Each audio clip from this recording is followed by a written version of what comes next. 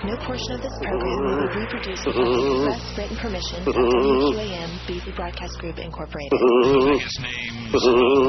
Don't tell me Joe picked the Cowboys. Wow. Miami Dolphins football. Sports Radio 560 WQAM. Need some more level here, Chris. Miami, Fort Lauderdale. Need some more level would be nice so I can hear what the hell's going on. If I put it up any higher, I would have to push it off the board. That was their level. It was all very loud. It's Friday, you bastard. You marveled at Dancing with the Stars. You loved Skating with the Stars. And now, prepare to be amazed. It's Twister with the Stars. Okay, Joey Fatone, left hand on blue. I can't reach. No, Joey, your other left hand. Twister with the Stars. Your favorite flexible celebrities all tangled up in one crazy competition. Heather Mills, left leg on yellow. Oh, yes, I think I can. Yes, there it is. Hey, wait, no fair. She's using her stump. Just when you thought we'd run out of stupid celebrity reality competitions, we'd drag out the plastic mat and cardboard spinner for Twister with the Stars. John O'Hurley, looks like the right leg on green was your undoing. Yes. Unfortunately, I now have a severe groin pull, but to be all tousled up with one Paulina Poroscova was well worth it indeed. Don't miss the knotted up nuttiness tonight on Twister with the Stars. Well, the good news is they got that nut job, okay? They killed him, they murdered him, they destroyed him, and slimeball, scumbucket. Well, I wouldn't call it murder. Well, he'd like to be. At any rate, that's the big story, although I'm sure Chris wants to hear about the Patriots getting fined because you're jealous, you know, the same jealousy of the Dolphin fans. Did they fine them officially?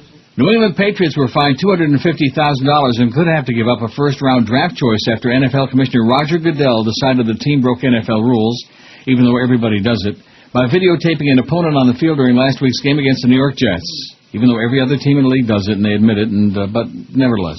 Patriots coach Bill Belichick was personally fined $500,000 as well. $500,000, Chris. Not You ought to help him out.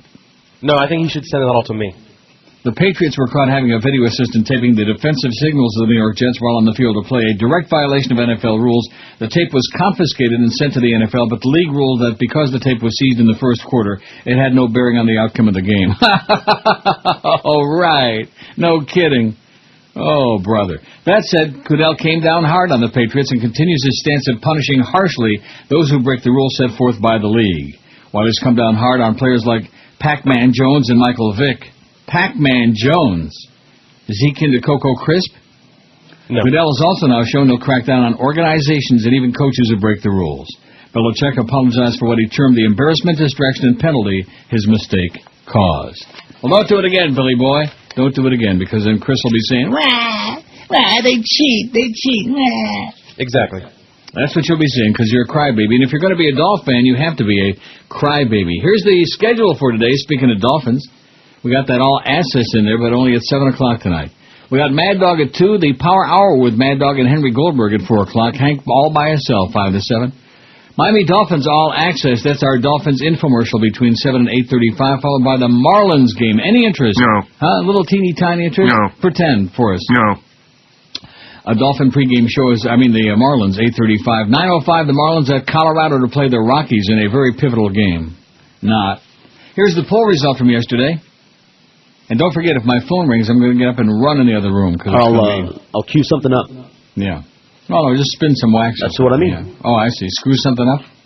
Wouldn't be the first time. 1,226 votes on the poll yesterday. Nice going, Brandon. Oh, by the way, Charlie B. is back for those people who are interested in the polls, which there aren't too many. And Charlie sends me an emotional email this morning about he was on a three-week vacation and yada, yada, yada, and how he got such a big kick out of us yesterday, wondering where the hell is Charlie B., where are all the polls. And then he starts out by sending a couple of really crappy polls. I realize you're out of practice, Charlie, but the stuff you send in, I wouldn't wish it on Paul and Ron. You know, that's what you sent in. Brandon is taking your role. You know, first it was Sean against Charlie B., and now it's Brandon against Charlie B. And Brandon sent me a couple of decent ones. And this was his. What is the most emasculating thing for a guy? 1,226 votes. Having a girl tell your family or friends that your size is inadequate. 364. Teeny tiny. Being impotent, 176. You notice the first two both have to do with your penis. What? Having Neil Rogers kick your ass, 151. I said penis. I don't want to say it again because then Joyce will get all upset. Right. Joyce has got a problem. I remember the day that Clarence came in. Was it Clarence or Duff? No, it was Clarence because Duff wasn't PD back in the Joyce days. And he said, Joyce has a problem with penis. And I said... that was the line, too. I don't doubt that. Funny. That was exactly what he said. And I said, I don't doubt that. Right. Most emasculating thing for a guy, having Neil Rogers kick your ass, 151. Being raped by a guy, 122. Carrying your wife or girlfriend's purse, 106. How sweet. Having a girl kick your ass, 104. Buying tampons, 77, which George has admitted to doing. Sure. Why not? Having a gay guy kick your ass, 37. Being raped by a girl, 35. Spending a day alone with your mother-in-law, 29. Being seen crying, 20. And being sterile, got only 5. I mean, that's, we can't blame you for that. It's an act of nature. It's an act of God. Oh, God! That's what it is. 585 vote on today's poll. No, this isn't the poll, it's the survey. And you know something? That's pretty weak. Although it did go up there late. My fault. It's my bad. I was busy yesterday. I was involved in buying a car. Thank you. Not for you. Oh. Yeah, I was buying a car for Chris. Good one, yeah. 587 tallies so far, which is very, very embarrassingly weak. Ethnic survey, which of these are you? I know we did the demographic one earlier in the week, and that's what they're going to say. You're sending it in. You're mailing it in. It's another one of those ethnic polls. Yeah, right. Whatever. It's kind of interesting. Even George said it was interesting. He usually hates the polls, so. No, I just hate coming up with them and caring about them.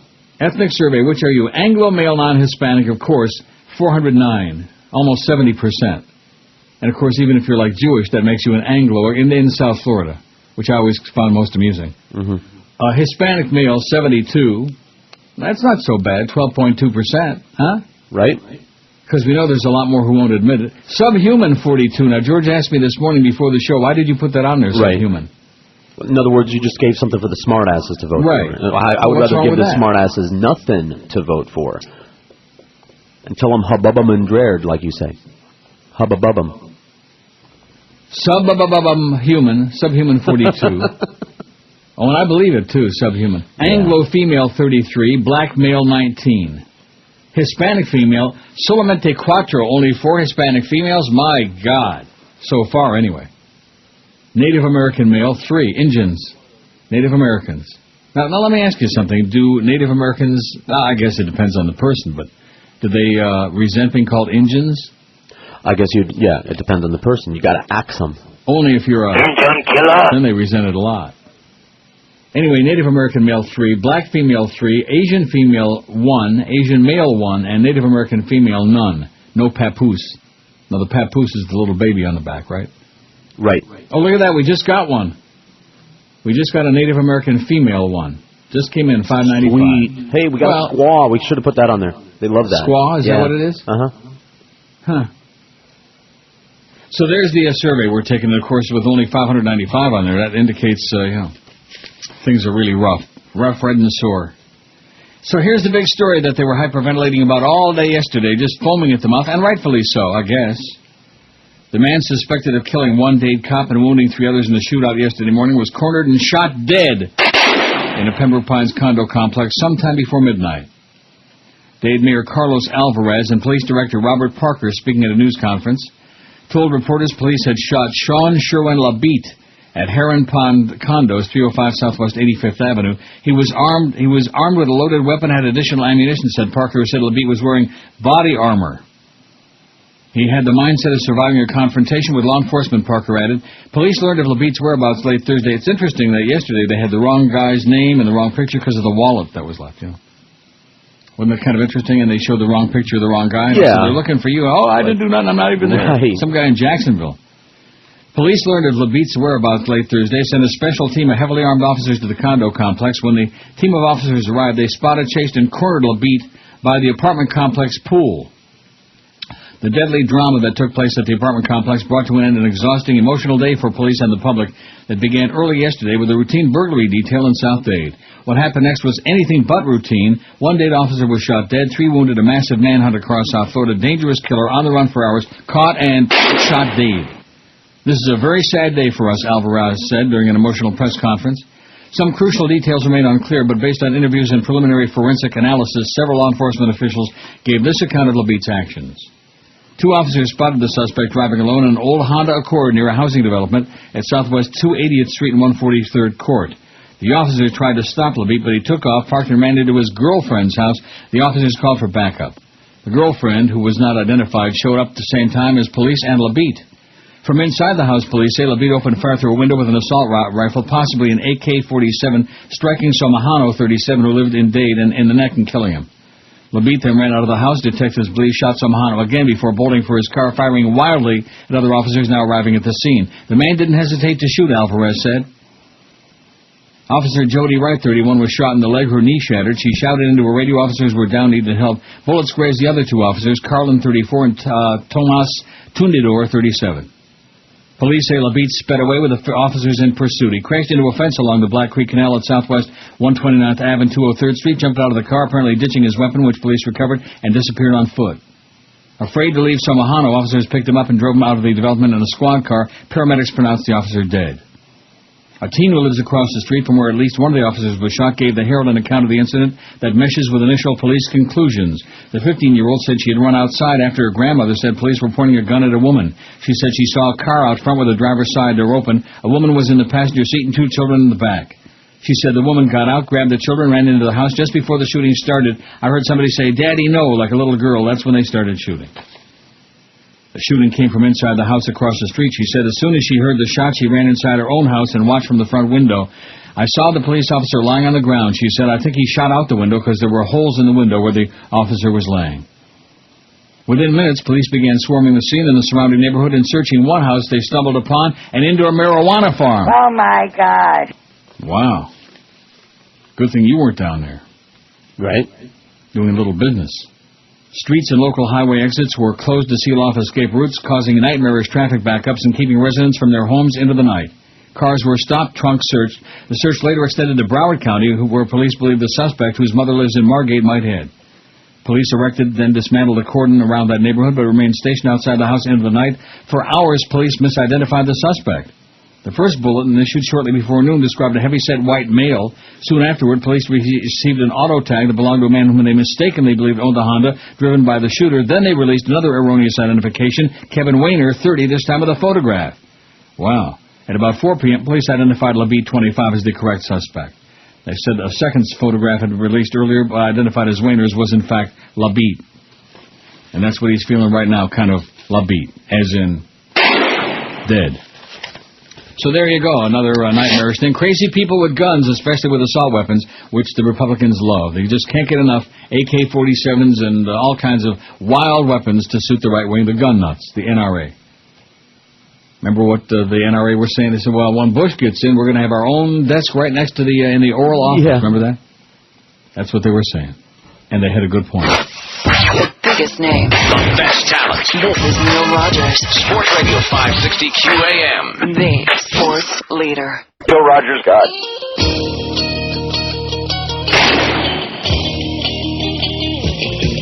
Here's a brand new game all the kids are learning to play now. In every big city all across the U.S. of A now.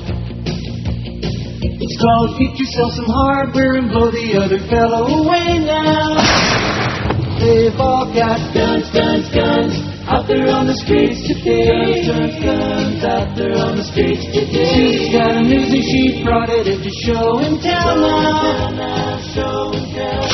Billy brought his lunch in a 38 special to sell now. Special to sell. They can terrorize a teacher and she'll let them out before the bell now. Before the bell. They've got guns, guns, guns out there on the streets today. Guns, guns, guns out there on the streets today.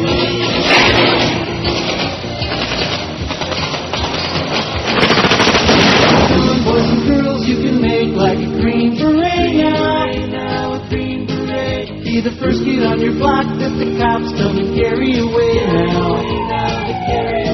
So what if Johnny can't read? He can still join the NRA now.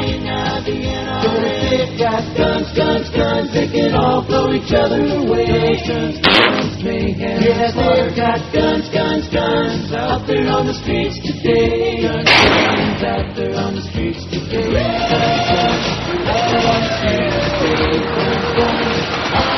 10:18 at 560 WQM. I know this is something that most people don't like to take time and reflect upon, but during the course of history of human events, the fact that anybody ever invented guns in the first place should be a pretty good commentary on the human race, shouldn't it? I mean, that's a little bit too deep and too philosophical, isn't it? Yeah. Especially on a Friday. They invented the pointy stick, so, Pointy stick was a good start, and they should have just stuck it, you know what I'm saying? I can't tell you where, because Joyce will get very upset. 629 people have tallied in on there. Well, at least we got somebody in every category, but not all that many. Pretty weak. I remember once upon a time when we had an audience. Remember those days? Boy, it was... Sure, it was a long time ago, but still, I remember. Yeah. Well, they don't seem to care about that. We're not into audience. We're not into promotion. We're not into, radio-ish stuff. Right. We're into ratings. No, God forbid. We're into spots. Spots! Oh. We want spots! Oh, yeah, if you got some money, so we'll do you a spot. Former Republican Congressman Mark Foley... Gay. Whose emails and instant messages caused an uproar and became the butt of 1,000 jokes, might have scored yet again, says. Oh, boy. Who wrote this? Oh, on the Raw story. Well, he's pretty raw. According to ABC, Florida laws may spare the congressman because of the state's 3-year statute of limitations. Florida did not start a criminal investigation of Foley until November 2006, making it nearly impossible to prosecute an explicit instant message Foley sent to a 17-year-old high school student in 2003. Who's to blame? House leadership, for one, who had knowledge of Foley's inappropriate behavior for years. The emails originally leaked out of the office of Representative Rodney Alexander, Republican of Louisiana, a Democrat come Republican who changed parties in 2004. But the untold story is that the media, too, had a hand in protecting Foley. They had a hand in it. I can't tell you where, but it seems to be really busy. Like the guy that was called with all the stuff, remember, every day? I have 2 parakeets and 16 gidgeons in my ass. Remember that guy? Yeah. The messages first crossed the desk of the St. Pete Times in 2005. Raw Story is also aware through various sources that ABC had elements of the Foley story a year prior to the article's release. The critical instant message conversation cited by law enforcement, however, didn't emerge until after ABC published their story in August 2006. Harper's Magazine also admitted they received the first batch of over-friendly emails a month earlier. Overly friendly. Right. St. Petersburg Times executive editor Neil Brown defended his decision not to run the Foley story after they received creepy messages from a Louisiana page in which Foley was seeking a photograph. I led deliberations with our top editors. We concluded we didn't have enough substantiated information to reach beyond innuendo, Brown wrote in an October 2006 editorial. We couldn't come up with a strong enough case to explain to a teenager's parents why, over their vehement pleas to drop the matter, we needed to make their son the subject of a story, and the incredible scrutiny that would sure follow. It added up to this conclusion, Brown added, to print what we had seemed to be a shortcut to taint a member of Congress without actually having the goods. Oh, my God. Can I read that last sentence again? Could you? Talk about quadruple innuendo. To print what we had seemed to be a shortcut to taint a member of Congress without actually having the goods. Wow. Lane Hudson, a former Human Rights Campaign staffer who first posed the emails online, the posting which spurred ABC into running a story, said he wasn't surprised. The fact that Foley's getting away with it is symptomatic of how things work in Washington, Hudson said. Republicans in Congress knew about it for years and did nothing about it. The FBI did nothing about it, and the media failed in its responsibility to properly investigate it. By the way, my phone is not going to ring. It already rang, and she left me a message. Isn't that nice? Yeah. My friend from State Farm. I love State Farm, by the way. Can I say that? I don't know if they advertise on the station, but I do like them a lot. Well, what? I said I don't know if they advertise. Well, I just did say that. All right. For the first time, well, maybe they'll give me a better deal, you know. For the first time, Raw Story will also admit having had the email exchange between Foley and a mail page prior to ABC's publication. This site didn't receive the emails until roughly a week prior to ABC's release and was unable to acquire a second source to publish the story. We didn't have the more explicit IM conversations, and now Foley probably will get away. Barring any extraordinary circumstances, it's very unlikely for charges to be filed in a case once the statute of limitations has run its course.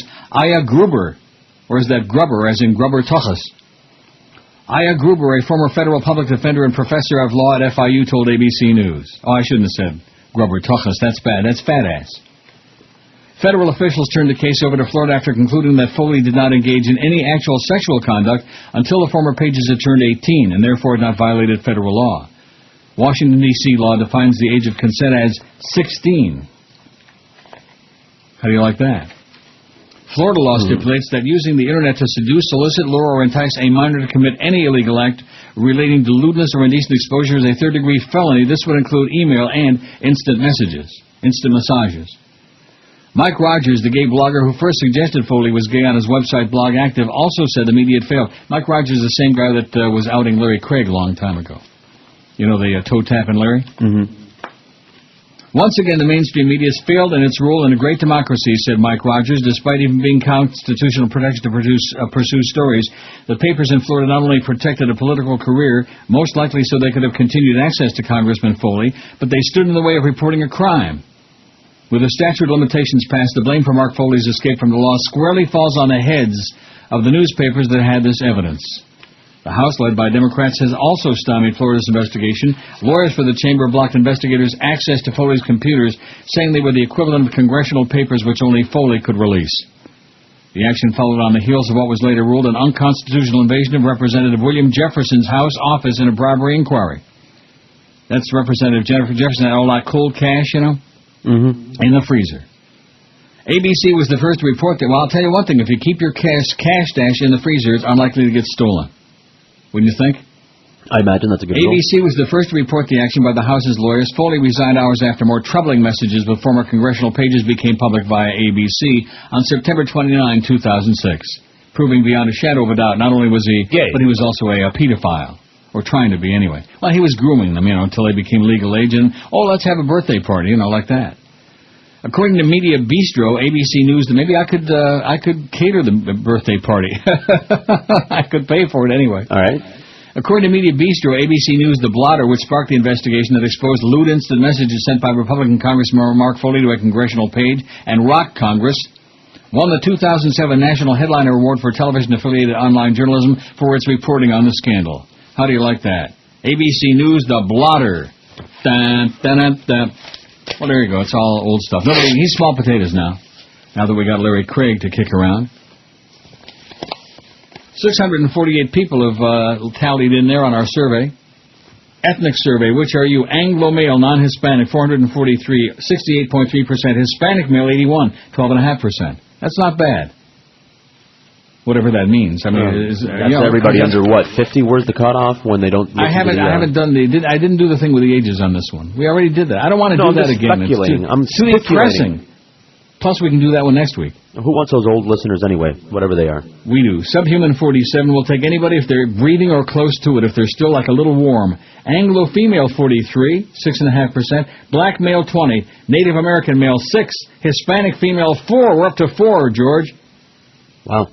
Black female 3, Native American female 1, Asian female 1, Asian male solamente uno. The biggest names. The best talent. Not good. Is Neil Rogers. Bad. Sports Radio 560 QAM. The sports leader. Yank it, baby!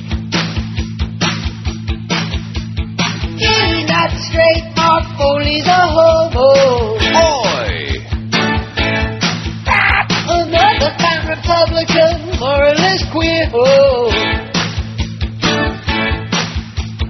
Raymond Neocon had to resign, yeah. Was it worth your career, the Christian run? Did it feel that right? Mark says, yeah, yeah, oh, yeah. That teenage days was good.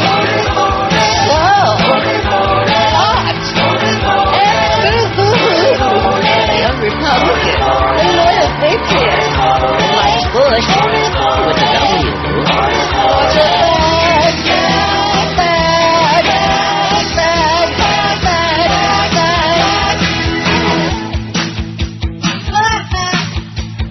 Can't run your gun, phony Mark Foley. You fairy. Oh, having too much fun with smooth controlling. You fairy. He's a Charlie cries, can't be far behind now. He's just a pounder, pounder, pounder, pounding back. Lots of back, back. He's just a roller push. Oilers, Republican, Democrat, the flag,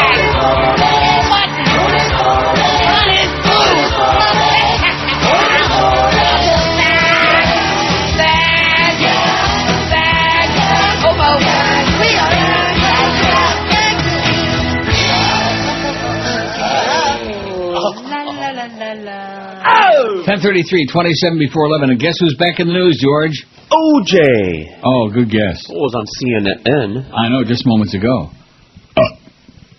Las Vegas Metro Police confirmed early this morning that O.J. Simpson was questioned in connection to a theft at the Palace Station Casino. Remember the Palace Station? No, that was the Imperial Palace, wasn't it? Yes. Oh, sorry. Wrong one. Wrong palace. Police spokesman Jose Montoya said Simpson was questioned about a hotel room break-in at the casino late Thursday night. Montoya said the theft involved sports memorabilia but offered no further details. Oh, no. Police said Simpson has been released and is believed to be in Las Vegas. He was supposed to give a deposition in Miami today in a bankruptcy case involving his eldest daughter. It was canceled because Simpson had told attorneys he'd be out of town. A news conference will be held later this morning, it's from Fox 5 Vegas. How do you like that? Mm-hmm. He was supposed to give a deposition in Miami today, but he's in Vegas. I wonder what he's doing in Vegas. Certainly not gambling, I hope, not with the Browns and the Simpsons' money. Wouldn't that be bad? That would be scandalous. The Goldmans, whatever their name is. That would be really bad, especially right after Rosh Hashanah to be messing with the Goldmans' money in Vegas. Don't be plunging it away, O.J. 661 people have tallied in on our thing. If we don't get to 1,000 today on this, I mean, this is just a survey. That means we fold up our tent and George is going to be on Monday. Remember what I told you? Yeah. But Well, I'm picking up that new car on Monday, and it's, you know, we want to spin it around town. Oh, I started to tell you this yesterday, I think, and I never got back to it. It'll make you feel a little bit better about being stuck in that rat hole called South Florida. If you think the driving there is bad, you ain't seen nothing yet. Sorry, I'll take by it. the Blues Magoos. What? I'll take it. No, I'm telling you, you're wrong. You assume, and probably logically nothing. so, you I assume that there couldn't such thing. possibly be any driving worse than the swill that passes as driving in South Florida. It's a picnic compared to what's going on here. I'll take it. First of all, there's 5 million people here, and there aren't enough roads. There's one major east-west highway, the Gardner Expressway, and that's it. I mean, it's ridiculous. And there's all these old Chinese people who got their driver's license, I think, in a box of wontons, and it's just amazing. But nevertheless, not a good place to have a car. Jewish holidays have collided with youth football out west, says Stephanie Horvath in the Sun Sentinel. I wonder whatever happened to old Mike Horvath, who used to be at Channel 6. Was a photographer. Remember Mike Horvath? Nope. Once upon a time, he sure looked good, I'll tell you that. He was a good guy. Young Mike. Maybe that's a why you long remember time him. ago. What? Maybe that's why you remember him, and I don't. Because he looked good, that's right. I don't remember ugly people. I mean, well, I do. I remember some ugly people. I'm trying to forget them, though. And, of course, that's the motto of the right-wingers, is don't do who we do who we talk about. Isn't that what it is? Don't do who we do? The Western Communities Football League, which draws about 1,000 kids, this is Wellington, by the way, scheduled practices during Rosh Hashanah and games during Yom Kippur, two of the holiest days in the Jewish calendar, and some parents are pissed off. Boy! Well, actually, it says in the Sun Sentinel upset, but I'm saying pissed off, because we can still say it. It's one of the very few things we can still say, as in... Pissed off gets me fired up when I hear someone say that. Right, well, we're pissed off that you said that. I'm shocked at the level of intolerance I'm receiving for a minority religion, said Jeremy Slusher, whose 8-year-old son Jacob Rosenblum is playing football for the first time this year. Well, guess what, Jeremy? You shouldn't be having your kid handling that pigskin. It's trafe. What's wrong with you? It says my Jewish son shouldn't be afforded the same opportunities as a Christian child playing football. Give me the ball, give me the ball. Most Saturdays the league, along with, I guess, our favorite Jewish athlete of all time would have to be Sandy Koufax. Is that correct, Chris? What about Hank Greenberg and Al Rosen and Joel Horland? What about Jay Fiedler? Who? Jay Fiedler. Like I said, our favorite, not our most incompetent, our most inept. How about Murray Rose? He was a swimmer and in the 1802 Olympics, he won about 85 gold medals. A swimmer from Australia, from down under. Murray Rose was Jewish, and of course with a name like Murray Rose, you know, had to be Jewish. He was hot too, man. Woo! But anyway, and what about Mark Spitz? Huh? I don't want to get in trouble there. Most Saturdays, the league, along with its sister league from Boynton Beach, convenes at Village Park in Wellington to play 30 football games. Slusher said he asked that the September 22nd games, which fall on Yom Kippur, be moved to the following Sunday. He was told the change wouldn't be made, but that his son wouldn't be penalized for missing games and practices during the holidays. Mike Pignato, the league's president, declined to discuss the situation, but said it's difficult to reschedule game day for all the teams. Try getting 30 different groups of people, 20 on a team together, and all the referees and volunteers that go with it, he said. Pignato said he didn't know how many kids in the league are Jewish. In emails to the Slushers, Pignato said he received only one complaint about the game scheduled on Yom Kippur. He also wrote that the league would not schedule Sunday games. What day is Yom Kippur, by the way? It's next Saturday. It's the 22nd, is a week from tomorrow. So what kind of a screwing is that? That means I can't take off for Yom Kippur? Because everybody knows what a religious Jew I'm. I'm going to go to shul. I'll drive there, because I'm Orthodox. The village has gotten involved, too. It's Park and Recreation Board. Oh, I missed part of this. Pignato said he received only one complaint about the game scheduled on Yom Kippur. He also wrote that the league would not schedule Sunday games because of intolerance to minority religions, but because throughout my 50 years of existence, Sundays have seemed to have a theme of Family Day that involves all religions, includes the lives of volunteers, board members, all the referees who don't want to work on Sunday. What about the people in the NFL? That's what they want to do, is stay home and watch NFL football.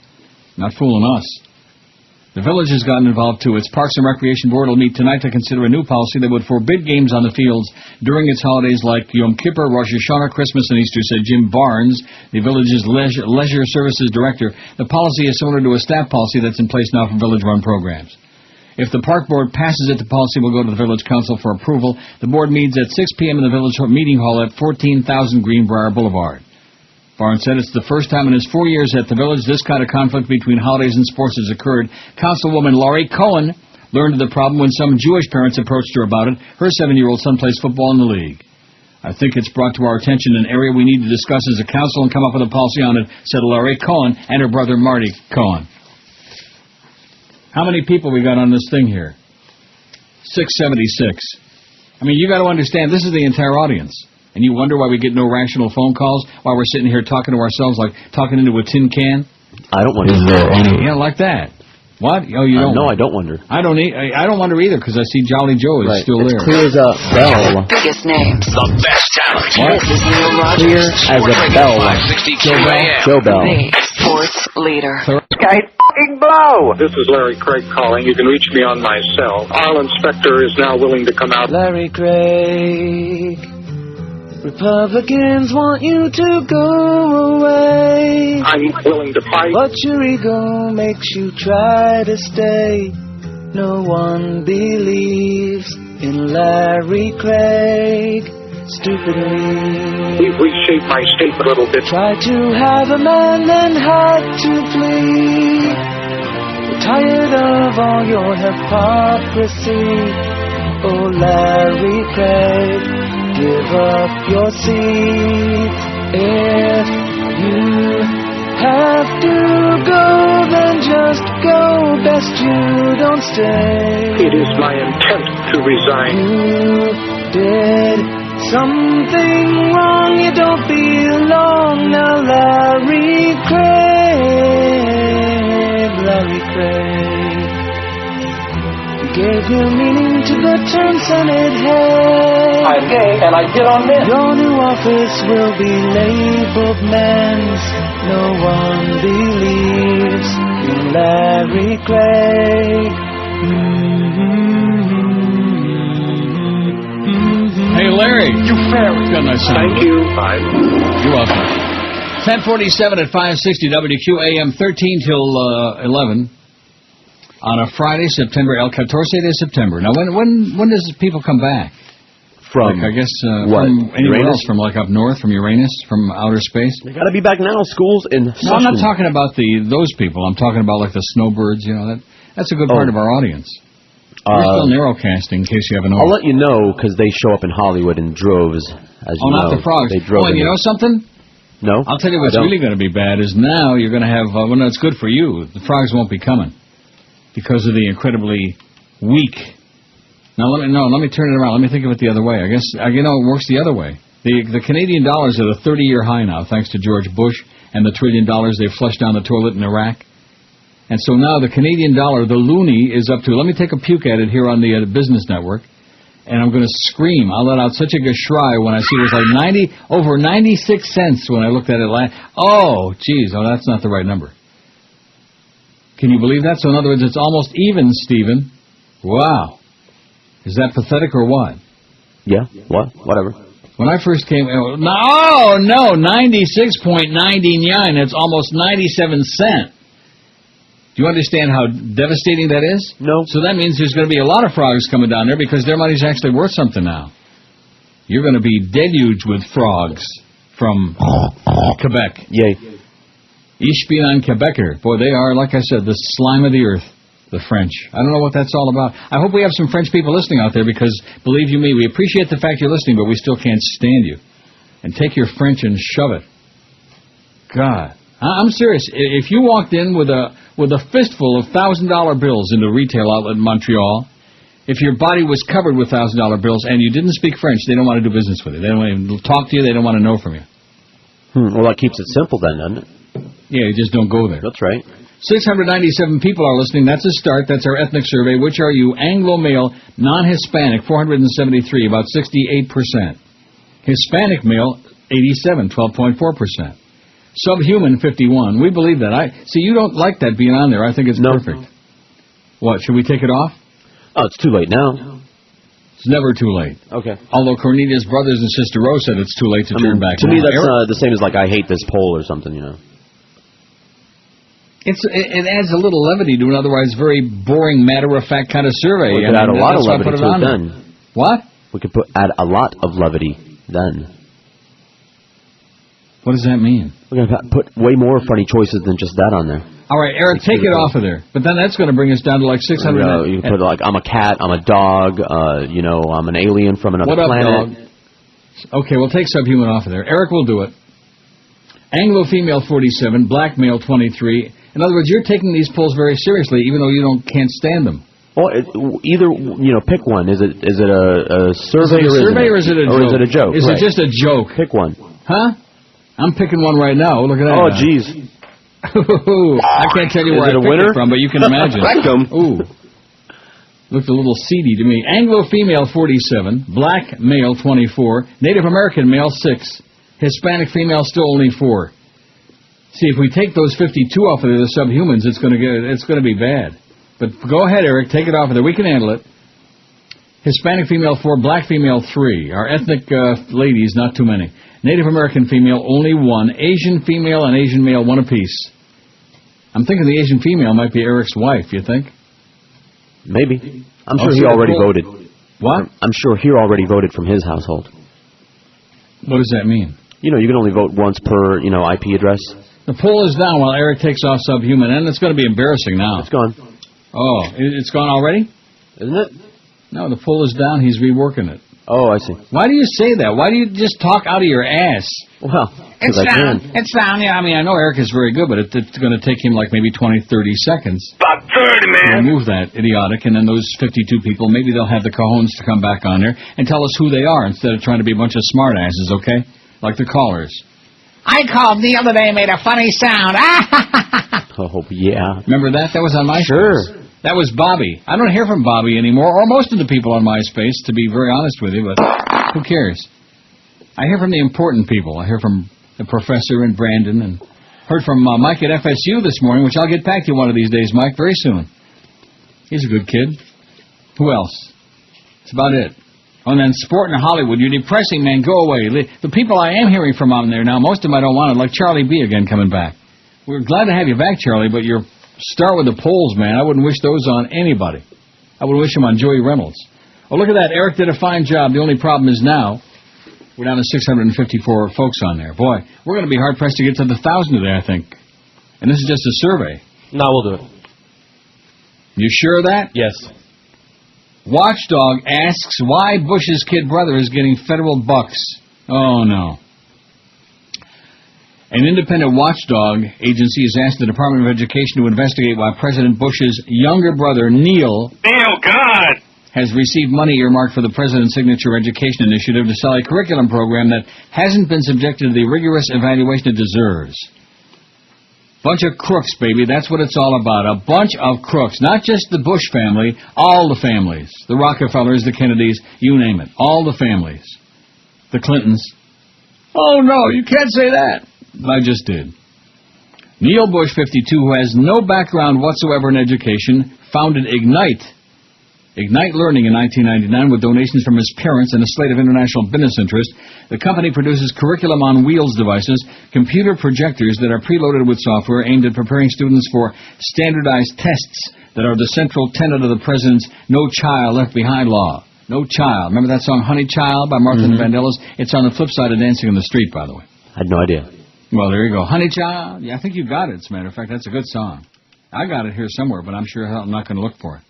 On a Friday when we're supposed to be playing the tape. Honey Child, there it is. That's on the flip side of what? Dancing in the Street. Trust me.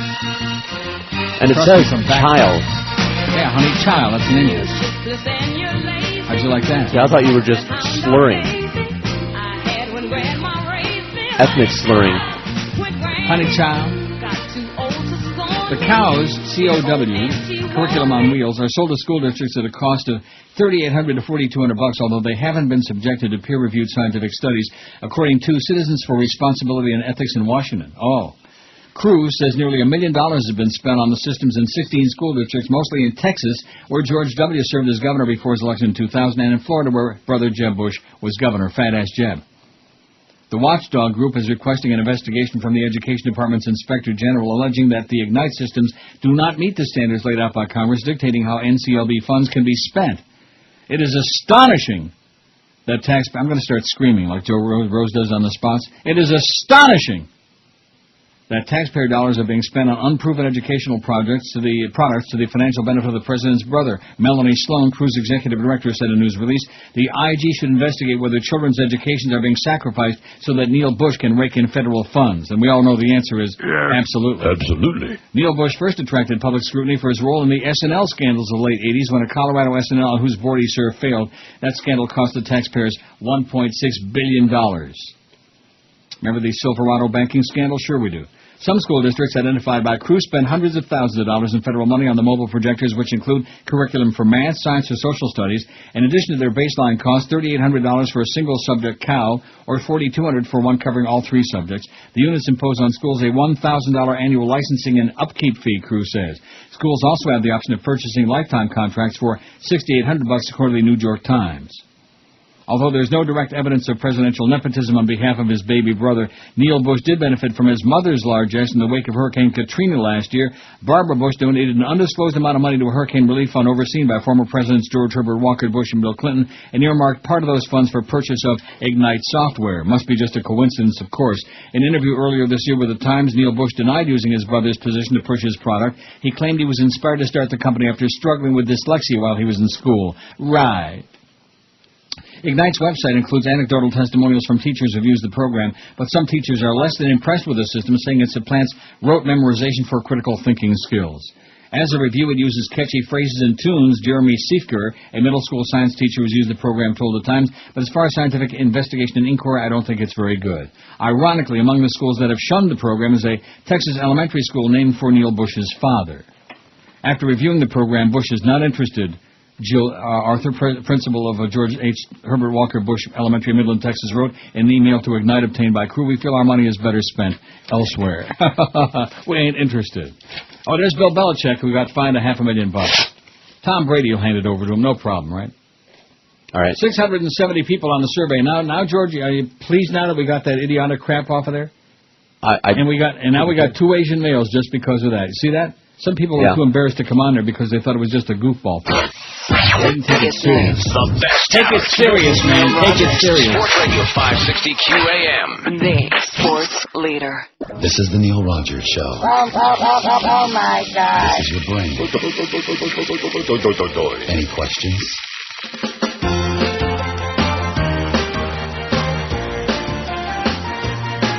I know a congressman named Mark Foley. We're out a $3 bill for Republican phony. He goes trolling in the chat room, looking for young page boys that are young and smooth. Bush loyalist curve with a pockmarked face.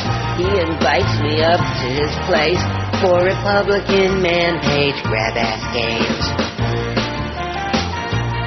Well, I told my congressman, hey, Boogerone, remove your tongue, I gotta go home. Rectum. He said the only other thing that I want to do is stick my nose in the round mounds of your moon. A pedophile, Republican creep, but here's the spin, they'll get you to think Mark Foley had too much to drink.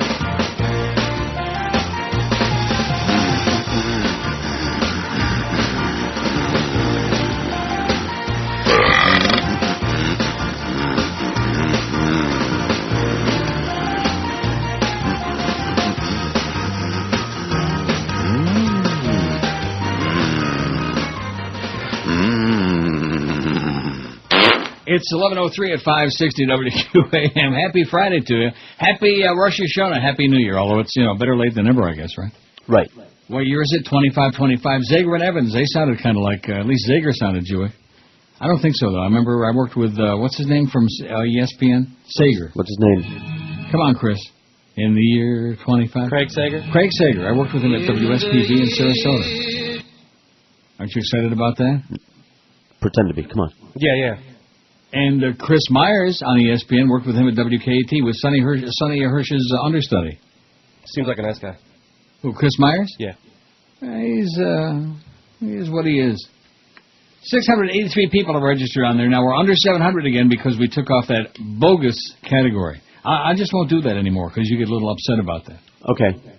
Well, no, I guess we're going to take these surveys and the polls very seriously. An accurate reading, my ass, okay? All right. You take Accurate these surveys, reading of you what? act like you care. Either you do or you don't. Put a bunch of funny choices on there if you don't care.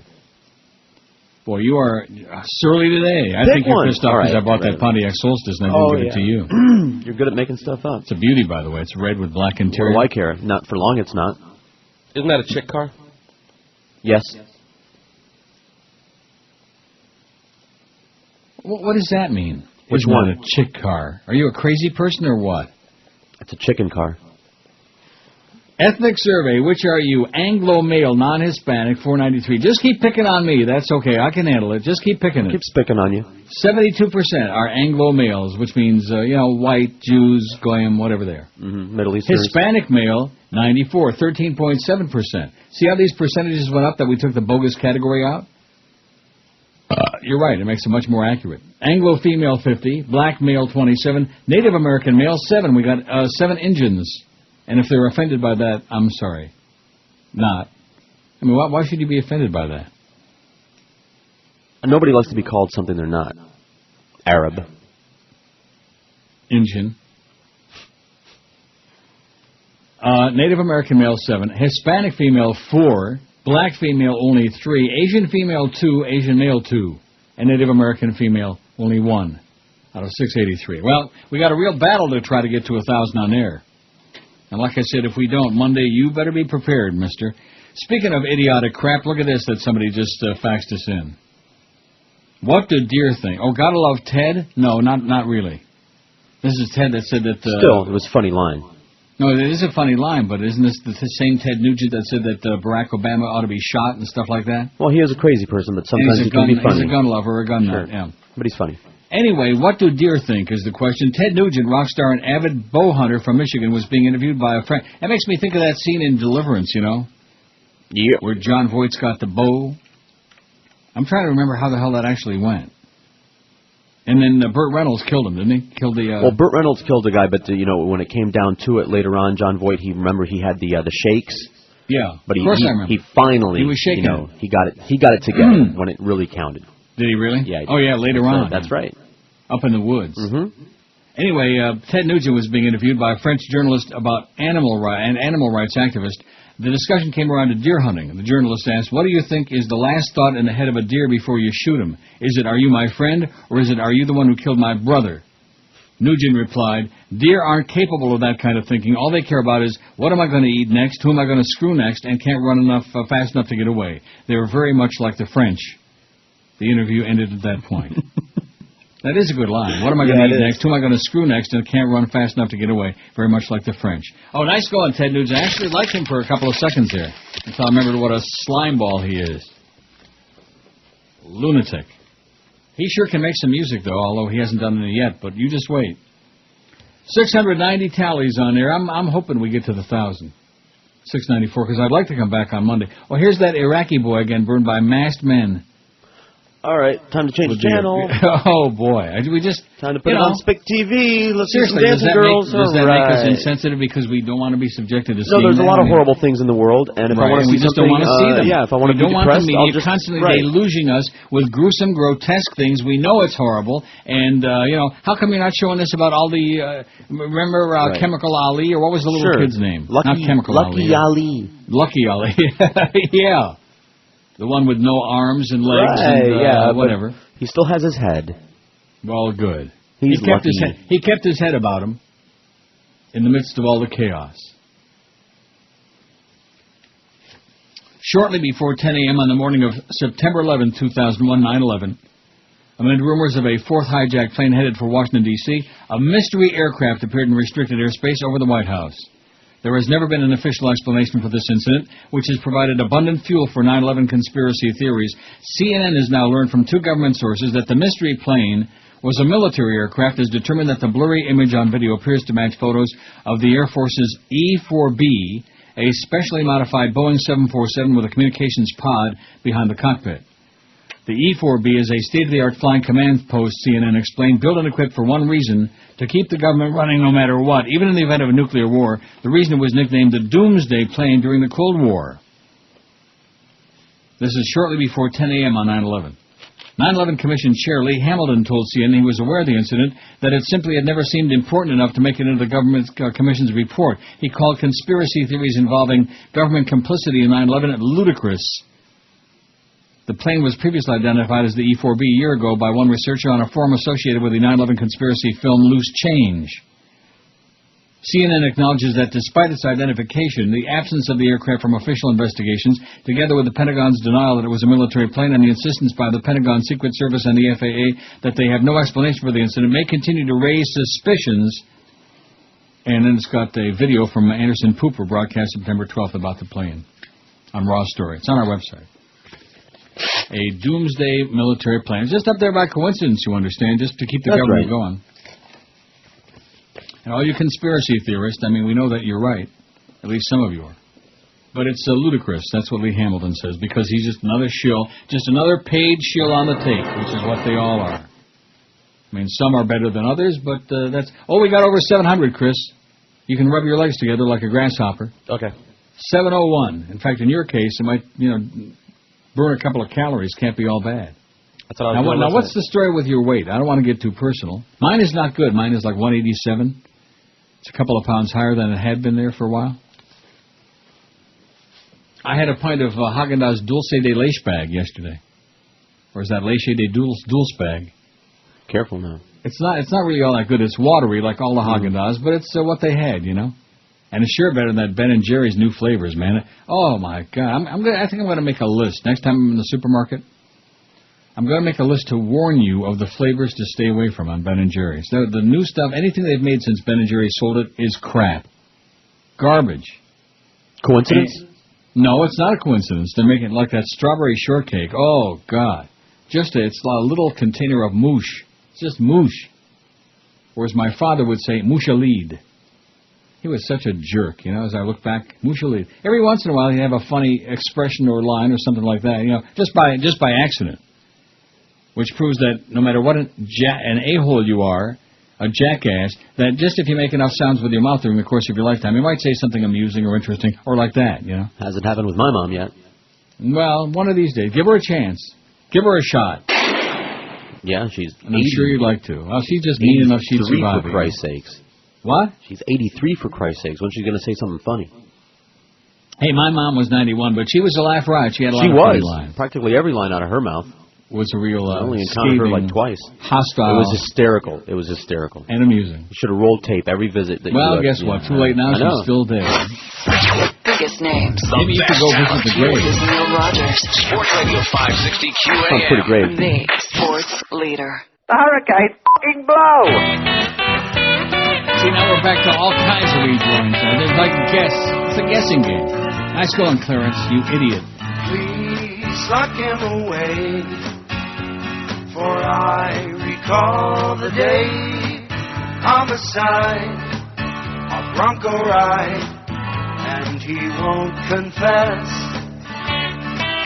I don't care what they say, 'cause O.J. murdered her wearing gloves. Absolutely.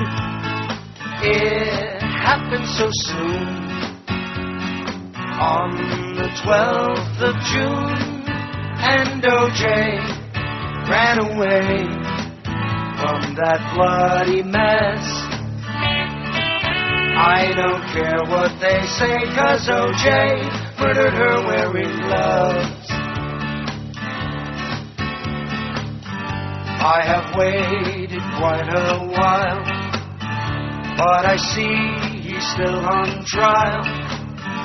It goes on and never ends. As it does, I know that O.J. murdered them. Lock him up, please, and throw away the keys. It's a game, all the claims of his innocence. I don't care what they say, 'cause O.J. murdered her wearing gloves. I don't care what they say, 'cause O.J. murdered her wearing gloves.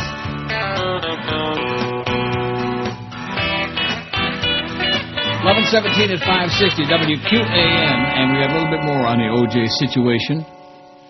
O.J. Simpson's been questioned by police in connection with a burglary at a Las Vegas casino. Simpson is accused of breaking into a room where sports memorabilia is kept at the Palace Station Casino. A Las Vegas police spokesman said Simpson, who was not arrested, was released and is believed to still be in Las Vegas. Police are questioning several other people as well as the ex-American football star. This is in the British, the Telegraph. The Brit rhymes with twit. Are you going to go out and buy the book this weekend? Excuse me? His controversial book, If I Doed It, goes on sale in the U.S. this weekend, and more than 100,000 copies have already been ordered. How sad that is. Inside, Simpson writes of how he might have killed his ex-wife Nicole Brown Simpson and her friend Ron Goldman in June '94. If I Doed It. Simpson was, well, we know about that. The book has sparked outrage. Fred Goldman and his daughter Kim, the father and sister of victim Ronald, have faced widespread criticism for publishing the book after it was scrapped by the original publishers.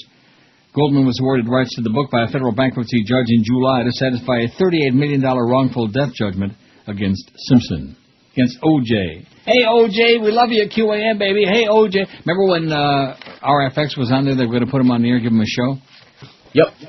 And all 10 of their sponsors threatened to cancel. They said, oh, maybe it's not such a good idea. And people Sure said, do. oh, gee, I guess we won't do that. Yeah. What a bunch of lunkheads. Oh, sorry, Chris. I guess you don't have the corner on that, being That's a lunkhead. Cool. You don't have a patent on it. 719 people have checked in on our survey, on our ethnic survey, which is most humiliating, degrading, and embarrassing, because if we really had an audience out there, we'd already have like about 2,000 to 3,000, right? But we don't, and we apologize for that. 719, ethnic survey, which are you? Anglo male, non-Hispanic male, 513, 71.3%. Hispanic male, up to 100, almost 14%. Aren't you proud of that, George? Your people. Okay, yeah. What? Well, you're proud of some of them, I'm sure. It's I don't roll that way. I'm not professional ethnic like some of you. On a bias, like some of you. I heard you roll a big fat one on a bias. Anglo female 53, black male 29, Native American male, we're up to 9 now. How do you like that? We got 9 little engines. 9. Wouldn't it be something if we had 10 little engines? What's that thing? 1 little, 2 little, 3 little 3 engine. little engine, yeah. but what is that? What do you mean, what is it? It's a song. It's a nursery rhyme. It's a jump rope song. And what is it? And how does it go after? What? We do have 10. We do have 10 engines now? Let me refresh that, baby. Oh, look at that, we do. 10 little engines. See, now they're going to be pissed at me for singing that song. I don't even know what it is. Native, what is it? Hispanic female 5. Oh, we got another one. Black female 4, another one. Asian male 3, got another one. Asian female 2, and Native American female still only 1. The squaws. They don't like us. They don't like me. They probably like you, though. A couple of them have liked me. You've done some Indian ladies? 2. I never did any Indian guys, but I will say this. One of the first gay porno movies I ever saw was with Native Americans, young. Huh. How do you like young that? And well, let me ask you this, because in both cases they were both half Indian, so does that mean like I got a whole one? A whole Indian? Yeah. Cause what hole are we talking about? Rectum. You better watch it, mister. You know, it wasn't bad enough yesterday. You started with all those sounds, which I have no idea what they were. That wasn't bad enough. Yeah, like those were drum rolls. Yeah. Oh, my God. And then the jackass Joel Feinberg on Monday. Oh, you don't have any intro music for me? Yeah, there's one for you, Joel. Fits like a glove. 722 on there. Yeah, we're starting to make a little progress on here. We want everybody to get on that survey. Get online, for Christ's sakes. How is it possible? We got to have like at least 10,000 people out there somewhere, right? Not necessarily. Right. Oh, I'm going to tell you, I should really every day I should do a show on Jolly Joe, just the whole show. Forget about these bedtime stories, even though they are pretty interesting and fairly relevant to our lives. But nevertheless, it'd be much more interesting just to sit here and rip him an ass every day. A big, fat ass, and trust me, he's got one to rip. Wow. In fact, speaking of letting one rip, I don't think you want to be in the room when Jolly Joe turns one loose. You know what I mean? Mm-hmm. When Jolly Joe, ooh, no. I can smell it all the way up here. David Sirota on the Smirking Chimp writes, the lessons of today's stunning Lieberman poll. And I have just enough time to do this before we have to do the break. Wow. Before those spots. That's what we're here for, baby. You sell a lot of spots. I mean, that's how radio and TV stations make their income. Of course, that's how they make a living.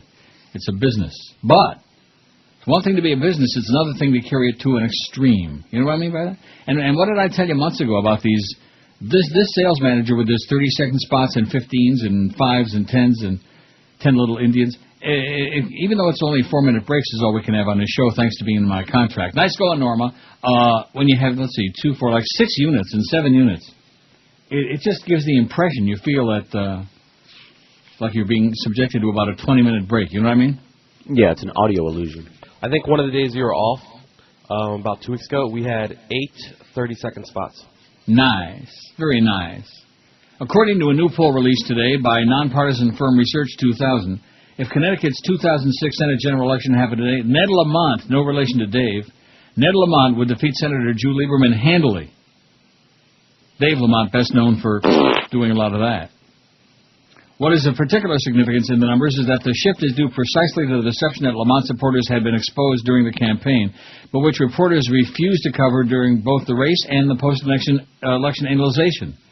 This deception on the issue of Iraq goes straight to how the media and political establishment will do anything to keep this war going, and the 2 lessons that come out of this poll after looking at its details are worth remembering. As the poll shows, if the race were held today, Lamont would get 48% of the vote, Lieberman just 40%, and Republican Alan Schlesinger would get 10%. This represents roughly 16 to 18-point swing from the actual results. And according to today's poll, the major shift to Lamont from Lieberman would be among Democratic and Independent voters. You may recall that in post-election analysis I wrote for In These Times, I noted Lieberman's general election strategy was about pretending that if re-elected, he would lead the fight to end the war in Iraq. The man literally portrayed himself as the leader of the anti-war movement after he lost the primary. His very first ad in the general election was him looking at the camera saying, I want to help end the war in Iraq. During debates he said, no one wants to end the war in Iraq more than I do. It was, as this well-known YouTube video showed, and it's got the video in the story, a positively Nixonian enterprise by Lieberman was a deliberate effort to confuse precisely the same Democratic and Independent voters who now say they would vote for Lamont.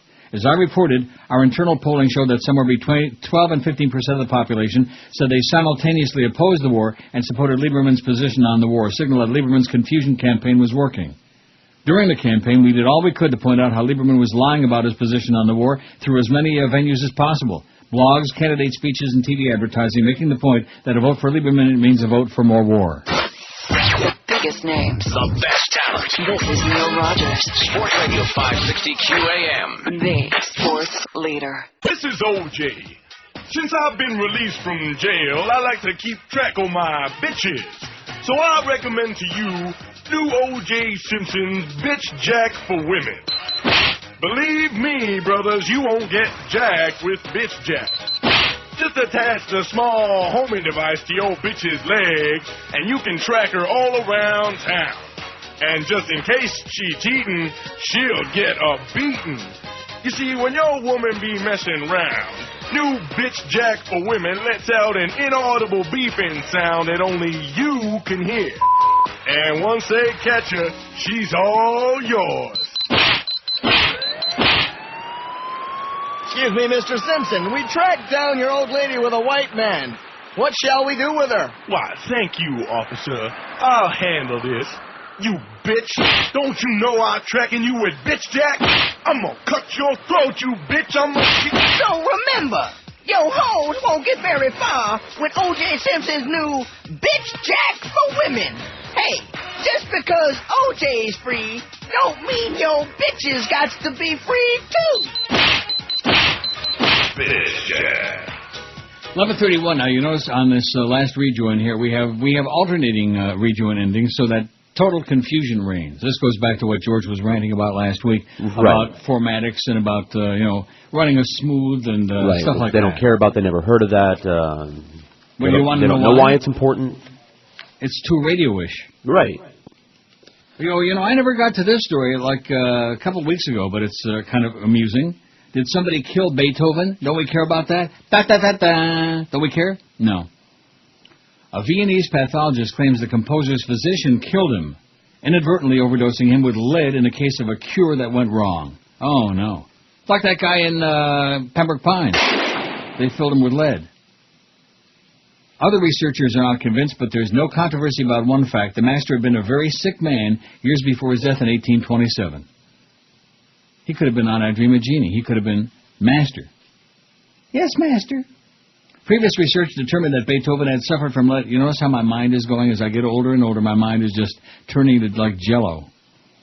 It's okay, though. I've been hot at Woodbine. In fact, now that I'm getting in the car, maybe I can drive myself to Woodbine. Like in the middle of the show, I'll say, hey, guess what? It's time to go to Woodbine. See ya. Hey, so if you happen to find a Toyota Tacoma extra cab. Are you trying to tell me that a Pontiac Solstice is not a fine car? Is that what you're saying? It's a beautiful nice automobile. car. It's just more on the feminine side. Well, so what's wrong with that? The people who are going to be driving it tend to be a little more on the feminine side, and I'm one of them. Exactly. So what's wrong with that? That was just a shot is what that was. That's all. Just a homophobic shot. That's all. Okay. Attacking my masculinity, mister. Previous research determined that Now, what do you think of the Solstice, George? Have you seen one? Have I seen a Solstice with the cars? Or the solar event?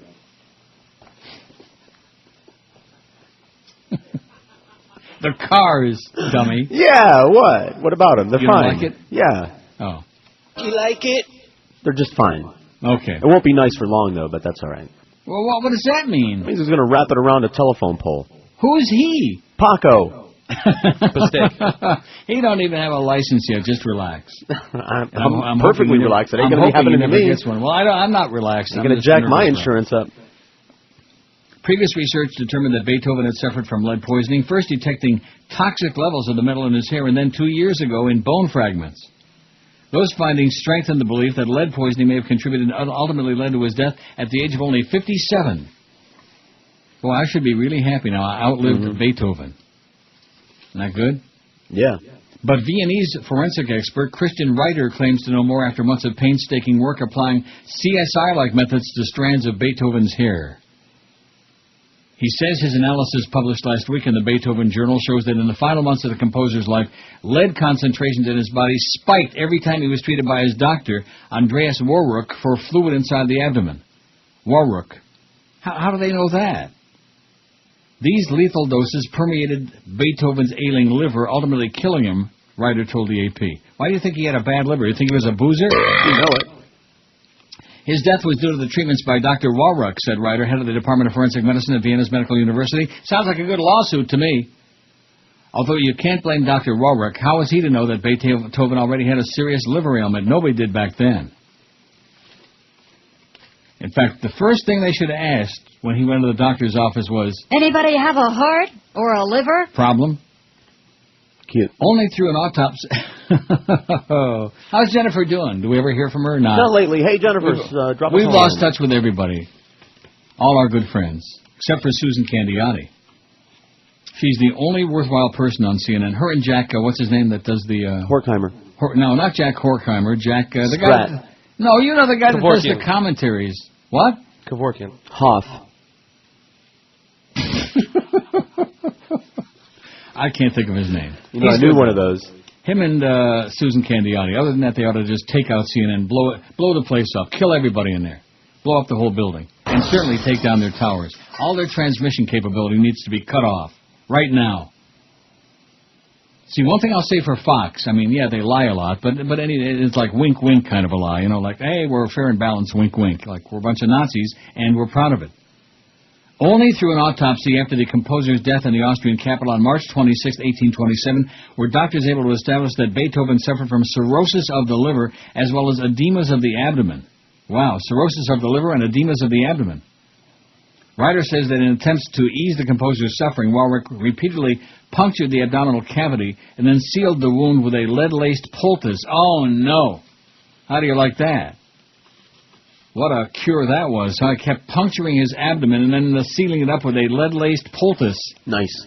Can you imagine what medical care was back in those days? And I'm always bitching about the butchers that we got now.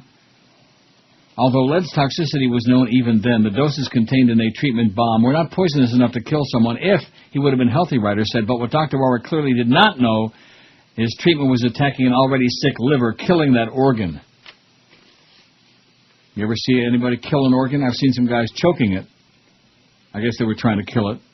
Even before the edemas developed, Warwick noted in his diary that he treated an outbreak with pneumonia months before Beethoven's death with salts containing lead, which aggravated what researchers believe was an existing case of lead poisoning. But, said Ryder, it was the repeated doses of lead containing cream.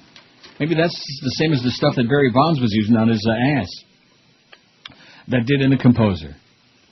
Administered by Warwick in the last weeks of Beethoven's life. Analysis of several hair strands showed several peaks where the concentration of lead rose pretty massively on the 4 occasions between December 5, 1826 and February 27, 1827, where Beethoven himself documented he had been treated by Dr. Warwick for the edema. Every time when his abdomen was punctured, we have an increase of concentration of lead in the hair.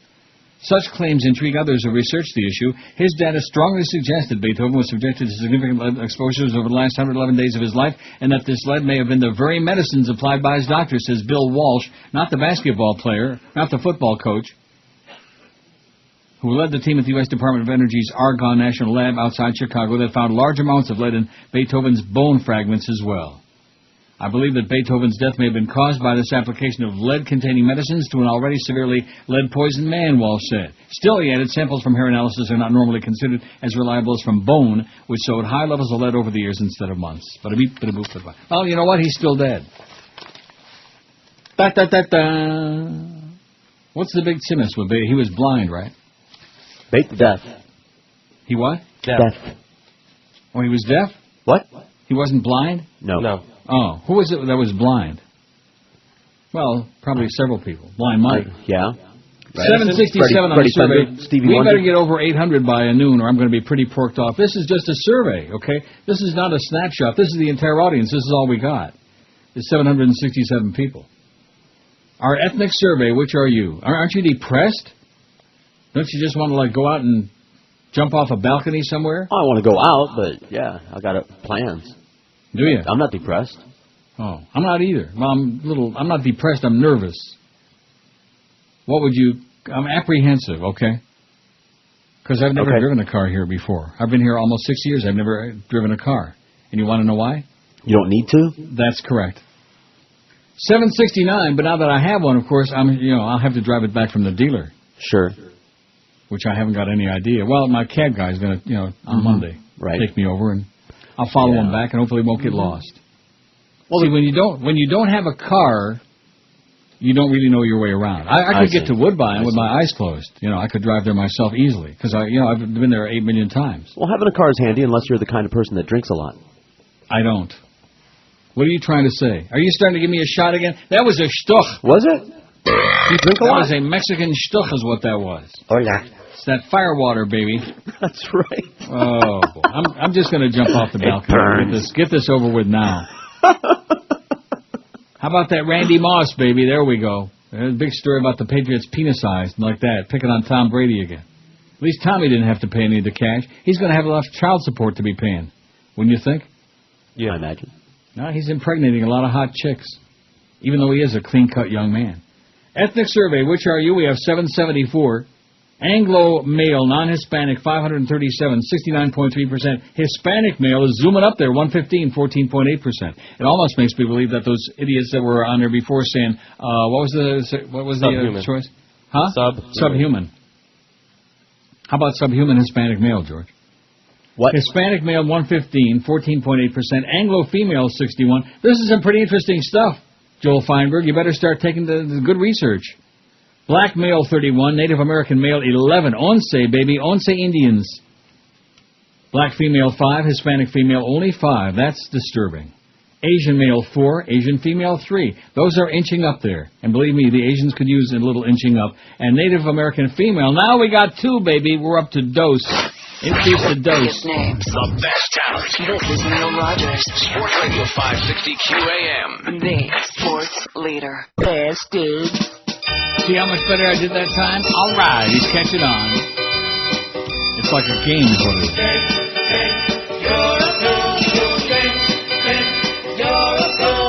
She said I was too obese.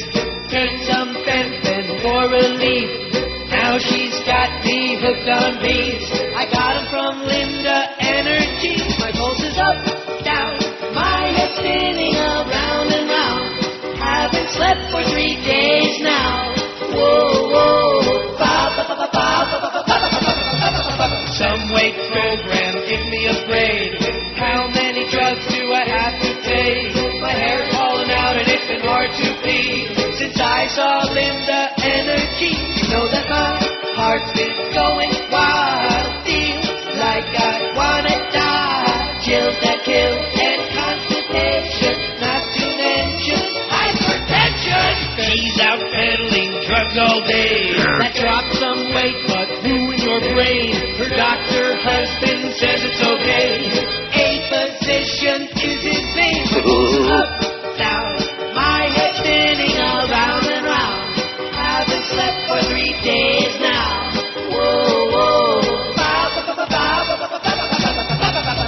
Ben, you're a phony, phony, Ben. That's it. Let's all everybody start popping a little fen. So I Wikipedia'd this 10 Little Indians thing because I couldn't get that out of my mind. It's your fault. You're the one that started that. Okay. Modern children's rhyme, sometimes teddy bears is used instead of Indians to avoid offense. I guess teddy bears don't get offended. 1 little, 2 little, 3 little Indians, 4 little, 5 little, 6 little Indians, 7 little, 8 little, 9 little Indians, 10 little Indian boys. 10 little, 9 little, 8 little Indians, 7 little, 6 little, 5 little Indians, 4 little, 3 little, 2 little Indians, 1 little Indian boy. I guess the Cowboys must have written that. Although actually, it says who wrote it in here. Some guy. Where the hell is it? It's performed to the Irish folk tune Michael Finnegan. Well, there you go. I never knew that. Where's the thing in here? It was written by songwriter Septimus Winner in the 1860s for a minstrel show and much more elaborate, the original. What do you want? For a what? A minstrel show. Oh. All right. What did you think I said? Minstrel. Minstrel show. 10 little Indians standing in a line, 1 toddled home, and then there were 9. 9 little Indians swinging on a gate, 1 toddled off, and then there were 8. We don't want to alienate our Native American listeners out there because we've already got 11 guys and 2 squaws. Yeah. Now, is that offensive to call Indian ladies squaws? I think it is. Since you're the one that said it, I would imagine it probably is. Probably is, yeah.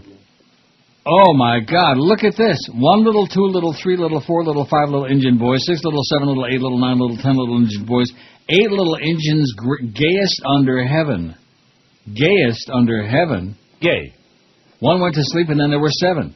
7 little Indians cutting up their tricks. 1 broke his neck, and then there were 6. 6 little Indians all alive. 1 kicked the bucket, and then there were 5. This is a really nasty Kind of a mean song. Huh? Kind of a mean song. Nasty. 5 little engines on a cellar door, one tumbled in, and then there were 4. 4 little engines up on a spree, one got fuddled, and then there were 3. What is fuddled? I don't even want to know. I don't know. Befuddled? 3 little engines came out on a canoe, one tumbled overboard, then there were 2. 2 little engines fooling with a gun, one shot the other, and then there was 1. 1 little engine living all alone, he got married, and then there were none. Well. And then there's a parody on it from Shakespeare's Mother Goose for Julius Caesar. Ex-Roman soldiers, I see X. 10 Roman soldiers in a battle line, see it's got the X because it's in Latino. 1 tripped on his spear and then there were 9. 9 Roman soldiers staying up late, 1 drifted off to sleep and then there were 8. 8 Roman soldiers wished they were in heaven, the augurs damned 1 and then there were 7. 7 Roman soldiers playing strategic tricks, a catapult shot 1 and then there were 6. Shot off their... Yes? 6 Roman soldiers were fed and alive till 1 ate poisoned food, and then there were 5. 5 Roman soldiers battering on a door. 1 was crushed beneath the ram, and then there were 4. 4 Roman soldiers stepping out so free. 1 was slung up in a net, and then there were 3. 3 Roman soldiers to their legion true. 1 absconded with a flag, and then there were 2. 2 Roman soldiers crossed the Rubicon. 1 drowned in the stream, and then there was 1. 1 Roman soldier living all alone. He broke his heart when Caesar died, and then there were none. And in popular culture, it was the inspiration for Agatha Christie's And Then There Were None. A rock and roll version was recorded by Bill Haley and the Comets in 1953. I bet you didn't know that. Nope. And some children's music artists and TV shows have this song, or versions to the tune of it on them. Barney and Friends is an example, with bumping up and down in some episodes, and 10 Little Monsters in What's That Shadow? 10 little pennies, nickels and dimes, and pennies, nickels and dimes, along with the counting we will go, and 10 little fingers and toes, and having tens of fun. Ugh. Well, there you go. I mean, I didn't think I was going to go into it that deeply, but it sure killed a couple of very scintillating minutes for me. Didn't it work for you? And the good news for Chris is that we got over 800 people on there. All right. 800 tallies. I don't want to say votes. They're not voting. They're just checking in. Like Jerry Wichner used to say, "Hi, Jerry, this is Chubby checking in." He used to have his callers check in, which was a real easy way to get people to call because it was the same people over and over and over again. And, of course, just like us. Only he wanted them to call. That's the difference, I guess. You think? I don't know. I mean, they weren't entertaining you. They were just horrible. Just like Craig Worthing, when Craig used to have the same, oh, my. Hi, Craig, it's Gil Siegel from the Camellos House, the brothers of the Camellos House. Wow. And then there was his lady friend, I can't think of what her name was, they used to call Joy Martell. Oh, wow. Craig, what you did to us. Wonder how Craig is doing. Anybody have any ideas? He's still alive, I guess. Gigantically fat. 804 on the survey. So the fact that it's not even noon yet means we got a really good shot at 1,000, which is very, very weak. Wouldn't you say that's weak for a survey of just, tell us a little about your background? Oh, I'd say it's pretty good for a show with no audience. That's a good point. I never really stopped to think about that. That's good. A week of events meant to crank up a national demonstration against the war in Iraq is set to begin mañana, with a 1,000-person die-in at the U.S. Capitol led by current and former American troops and accompanied by taps and a Mach 21 gun salute. I'm dying over here. The die-in will be the culmination of a march and rally. Organizers hope the event will spur people in the anti-war movement to move from protesting to performing acts of civil disobedience that get in the way of the war machine, said Brian Becker, national coordinator of the Answer Coalition, at a news conference yesterday at the National Press Club. The group's permit with U.S. Park Police is for 10,000 people, a source said, but Answer, which stands for Act Now to Stop War and End Racism, expects tens of thousands, Becker said. More than 1,000 people had signed up on the group's website as of yesterday to lie down at the die-in, he said, which is meant to represent Americans, Iraqis, and others who died in the war. Organizers expect the number to double or triple by tomorrow. Daily anti-war events are planned from Saturday through next Friday. War opponents are scheduled to go to Washington area military recruitment centers on Monday to try to shut them down. On Wednesday, Pentagon Outreach Day, Iraq veterans plan to walk through the Pentagon wearing anti-war T-shirts and talking about the conflict. Across the country, war opponents are being encouraged to visit their congressional representatives' hometown orifices and not leave until somebody gives them an explanation about the war, Becker said. Protesters are going to gather around 10 o'clock tomorrow morning along the north side of the White House in Lafayette Square. The official rally will be from noon to 1:30 p.m. Demonstrators will march down Pennsylvania Avenue to the Capitol, where the die-in is to take place. Police said there will be rolling street closures along Pennsylvania Avenue. I'm dying over here. The route will cross the jurisdictions of the U.S. Park Police, D.C. Police, and Capitol Police, which said they're beefing up patrols in preparation for arrests. They're beefing up, like Bocamper would say. Do we still have that? You better beef up? I don't have it. Sure you do. I do under what? Bocamper? Mm-hmm. No. You better beef up and be ready to play with the big boys. See, there's stuff I don't have in here. How? You must have replaced it somehow. Well, I don't want to hear him. He's a All dullard. right. He's just too dull for me. You better beef up. 2 counter-protest groups, the Gathering of Eagles, made up of Vietnam veterans, and the D.C. chapter of the conservative group Free Republic also have permits. They plan to rally at 9:30 a.m. on the Mall at 7th Avenue Northwest, and later line Pennsylvania Avenue Northwest between 7th and 10th Streets. At a news conference Monday, Gathering of Eagles spokesman Kristen Taylor said the group's purpose is not to allow this generation of American servicemen and women to be betrayed on the battlefield and at home, as happened during and after the war in Vietnam. But at the Answer news conference yesterday, Carlos Arredondo, whose son Alex was killed in Iraq in 2004, said, "My passport says we the people, and we the people are responsible for stopping this madness." Arredondo held a folded U.S. flag in one hand and his open Pasaporta in the other. Other speakers included anti-war activist Cindy Sheehan and Adam Kokesh, co-chairman of Iraq Veterans Against the War. The anti-war movement is far from where Bush would like you to think we are, that we are fringe. They are the fringe. We are the mainstream, said Mahdi Bray, executive director of the Muslim American Society's Freedom Foundation, which encourages Muslim civic participation. War opponents have carried out acts of civil disobedience since the war began, but Becker said the die-in will be different because it was conceived by and will be led by Iraq war veterans and their families. Good. Stick it to them, baby. Cut the crap. Cut the slaughter. And he has the nerve to come on there last night. Oh, we're going to be there a long time. We're going to be there. Yeah, we're going to be holding their hands. Just like the Saudis. Just like Bandar Bush, man. He likes holding hands with them ragheads. Sounds a little bit gay to me, but what do I know? Certainly not in that family. Not in the macho Bush family, would you think? No, of course not. No way.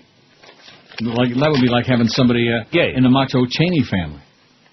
813 tallies on the survey here, and we better get over 1,000, man, or George is going to be doing a lot of shows soon. And they'll like that. The best talent. Spinning a lot of wax. Sports Radio 560 QAM. The sports leader. Dick Cheney. I like to relax by having Mary Magdalene massage my balls while listening to the Neil Rogers 12 to 1 hour.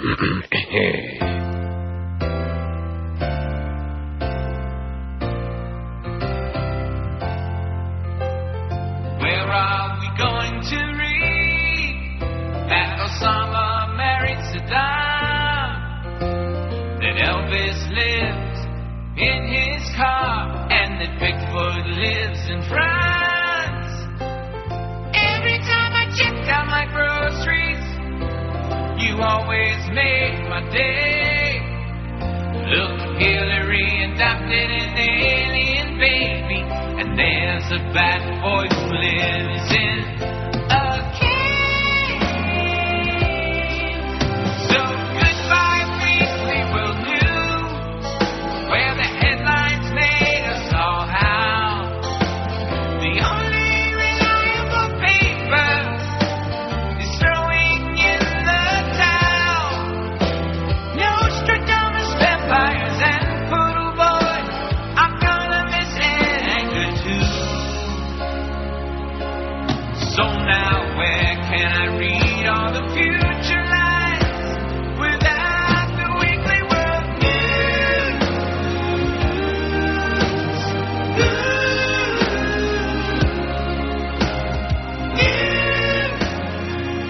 12:01 at 560 WQAM. Happy Friday to you. Oh, brother, the end of the first week of the regular schedule, man. How the hell did I make it? I don't know. Magic? I don't either. How did you make it through the whole summer? Drugs and adultery. Oh.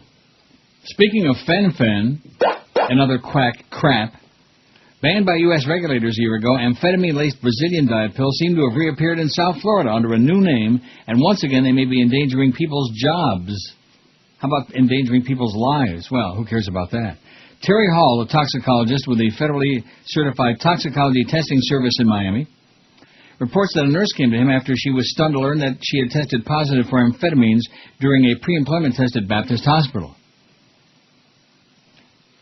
The only possible source she could think of was some diet pill she found on eBay that supposedly had natural ingredients, she told Hall. They came in a box marked PEB1. Hall says he saw the box but doesn't recall any details about it. Hall tested a tablet, He said PEB1 contained a tranquilizer and a particular molecule, cyanoethyl amphetamine. You got it? Cyanoethyl amphetamine. The same one he found in the Emagrease Sim tablets the FDA banned in January 2006 because the ingredients are illegal without a prescription. Emagrease. It's a different scam, Hall said, but has the same ingredients. The manufacturer of PEB1 couldn't immediately be located for comment. In the case of Emagrease Sim, the Brazilian manufacturer maintained that its pills were legitimate, but counterfeiters made the pills with illegal ingredients. Right. A spokeswoman for eBay said sales of PEB1 are now prohibited on its popular website. One place the pills do appear for sale is at bodypharma.com, a Portuguese-language website that gives the price in Brazilian reals. A 30-day supply costs the equivalent of about $59 for a month's supply. The site offers no way to call or email. Persons who have information about PEB1, Emagrease Sim, or related diet pills are asked to email Miami Herald staff writer John Dorschner at jdorschner@miamiherald.com. You got any information about it? How about some fen-phen? Let's get Linda Energy in here, and her husband, a physician. Boy, those were the days, weren't they? At Paxson. That was an interesting few months. Yeah, I warned her. She wouldn't have You wonder what?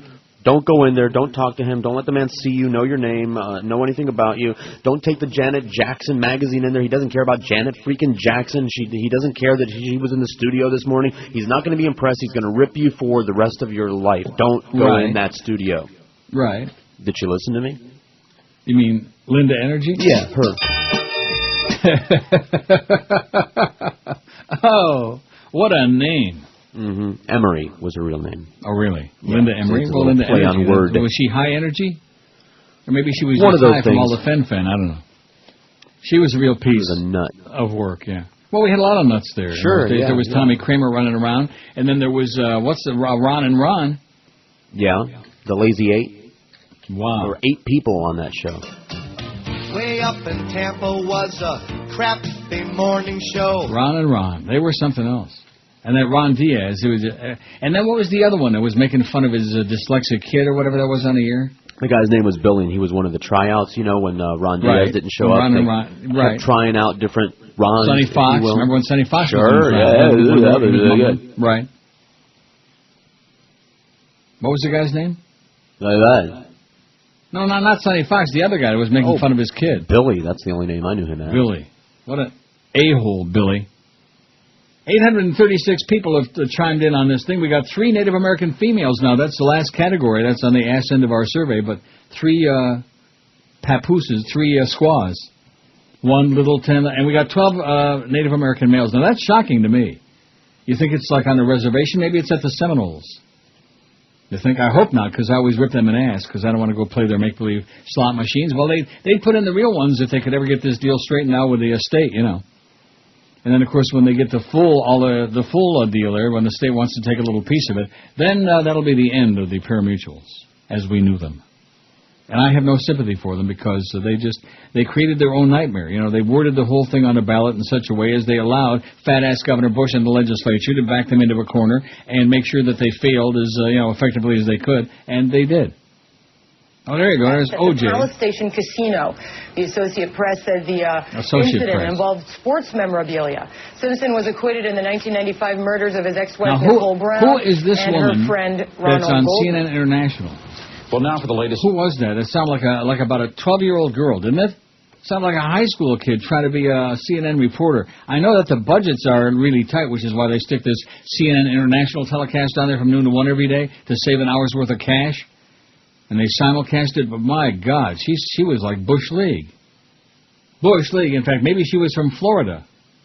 839 on there on the survey. How many engines we got? 12. You find it even remotely amusing or interesting? We got almost 15% Hispanic males. That's pretty good. Because if you're going to succeed in this market, baby, you better get your 20, 30, 40, 110% Hispanic somebodies. Right? If you say so. Well, am I wrong?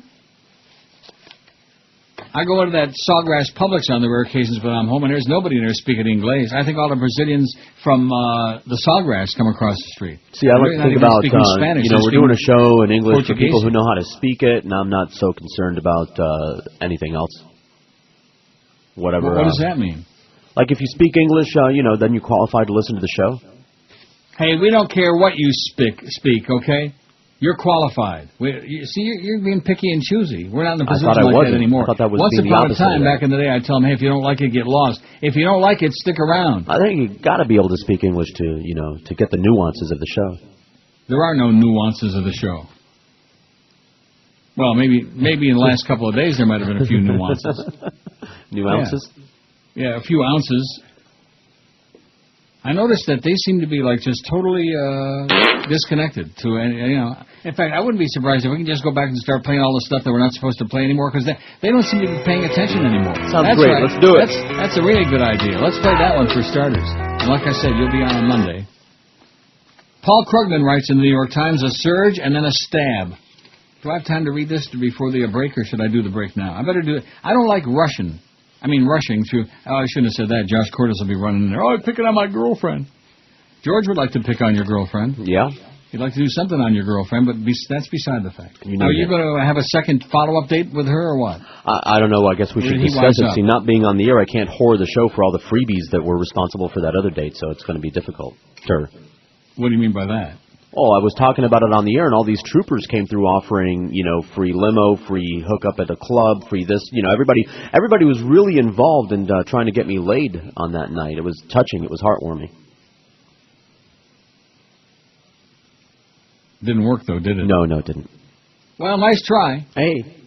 So, like I said, we'll do the break, and then we'll get to Paul Krugman. I've got, stuff. Like Bush told many lies about Iraq last night. I just can't even believe that our president would lie to us. Bush restricting travel rights of over 100,000 U.S. citizens. If they don't like you, you can't go anywhere. Well, I mean, depending on how much they don't like you. They don't like me, but I'm small potatoes, Back in the day. See, that's why they don't fear us anymore. Back when we used to have an audience, when this station was like live, back before it died, then they feared us. Then they, In fact, didn't remember you used to get spy reports. Oh, well, Jeb Bush really likes Neil's show up there in Tallahassee. Oh, he thinks it's really funny. Fat-ass Jeb. I wonder if our new governor, gay, listens to the show or knows about the show, you think? Our gay governor? Possible. Charlie Christ? Jesus H. Oh, look at that. Released a film about similar case postponed. Was shot last year, of course, before Madeline went missing. Earlier this week at a French film festival, Affleck He don't even look that good anymore, He's starting to look a little on the worn out side. Compared to the McCann's real I guess life. the Bourne Identity kind of like put him under. What are you thinking about those two? Do you think there really is something going on, or is it just my imagination? Think about those two, or what they may or may not be doing. I try not to, because if I do, then I think of that movie with Robin Williams, and you always know the name of it. Goodwill Hunting. Goodwill Hunting. Patch Adams, my ass. Goodwill I'll go Hunting. get the bandages. Because those two are like, I understand there are guys who grow up together and they're like inseparable buddies and stuff like that, but generally that's more like a, not a physical kind of inseparable. Do you know what I mean? As in joined at the hip. The biggest names. The best talent. This is Neil Rogers. Sports Radio 560 QAM. The sports leader. Aaron's coming. All right.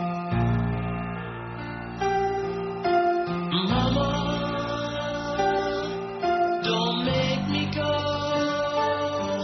Wanna play out by the pool. I don't wanna go to school. Mama, summer went too fast, and sleeping until noon was such a blast.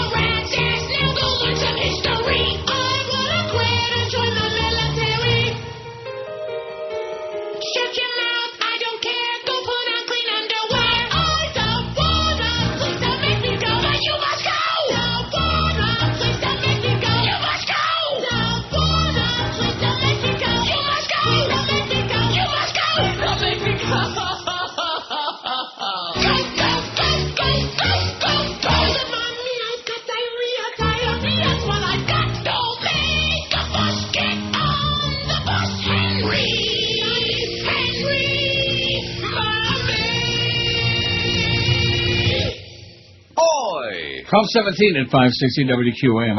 I like that ending just as much as I like the rejoins now that Clarence has gone. Mm-hmm. About the same. Put it on the same level. Although at least that's a little bit amusing first time you hear it. The rejoins are not amusing anytime, no matter how many times you hear them. The bits, with all due respect, always end different from each other, don't they now?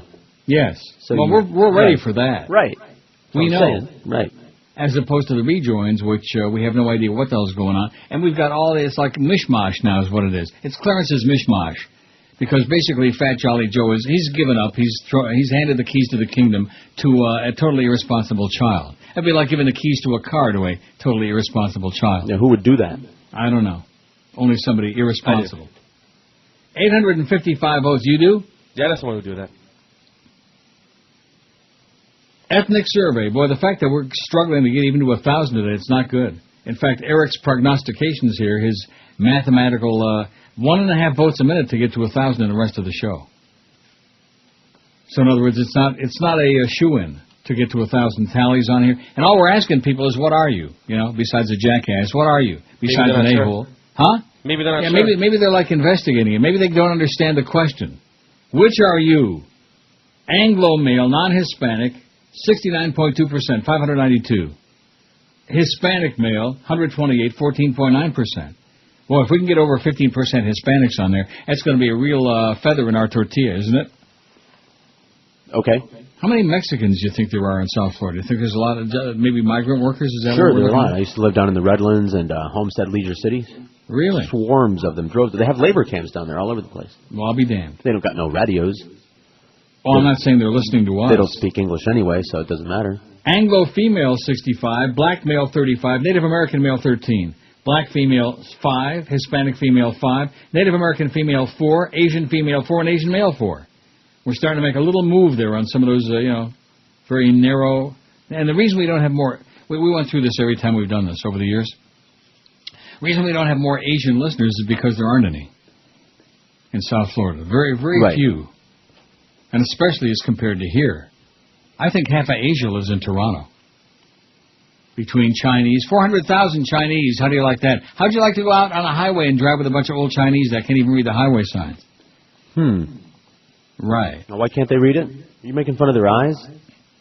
No, I'm making fun of the fact they can't speak English. Oh. Although they do the best, they do their very best, which isn't very good. And India, all kinds of people from India and the Filipinos, etc. South Florida is not an Asian kind of place. You know what I mean by that? Mm-hmm. Now, I heard. Now, I would assume that somebody might think, well, that's because of the geographical location. South Florida's got the heavy influx of Latino, et cetera, and so on. But what is the location here have to do with all the Asian people? It's just one of those things, like somebody starts it out, and then it catches on that it's a cool place to go, and it has like a domino effect. Right, I think and then that's what you're happens. trying to say they multiply like rabbits? Is that what you're trying to say about I'm saying that they, becomes popular, so when the Muslim people, over, now I will tell you this, you never have to worry about one thing. They're never going to run out of suicide bombers. Wow, do they reproduce like rabbits. And lately I've been noticing more and more of the women with the full burqa on, like I keep telling you, you're covering up, they're covering up their face.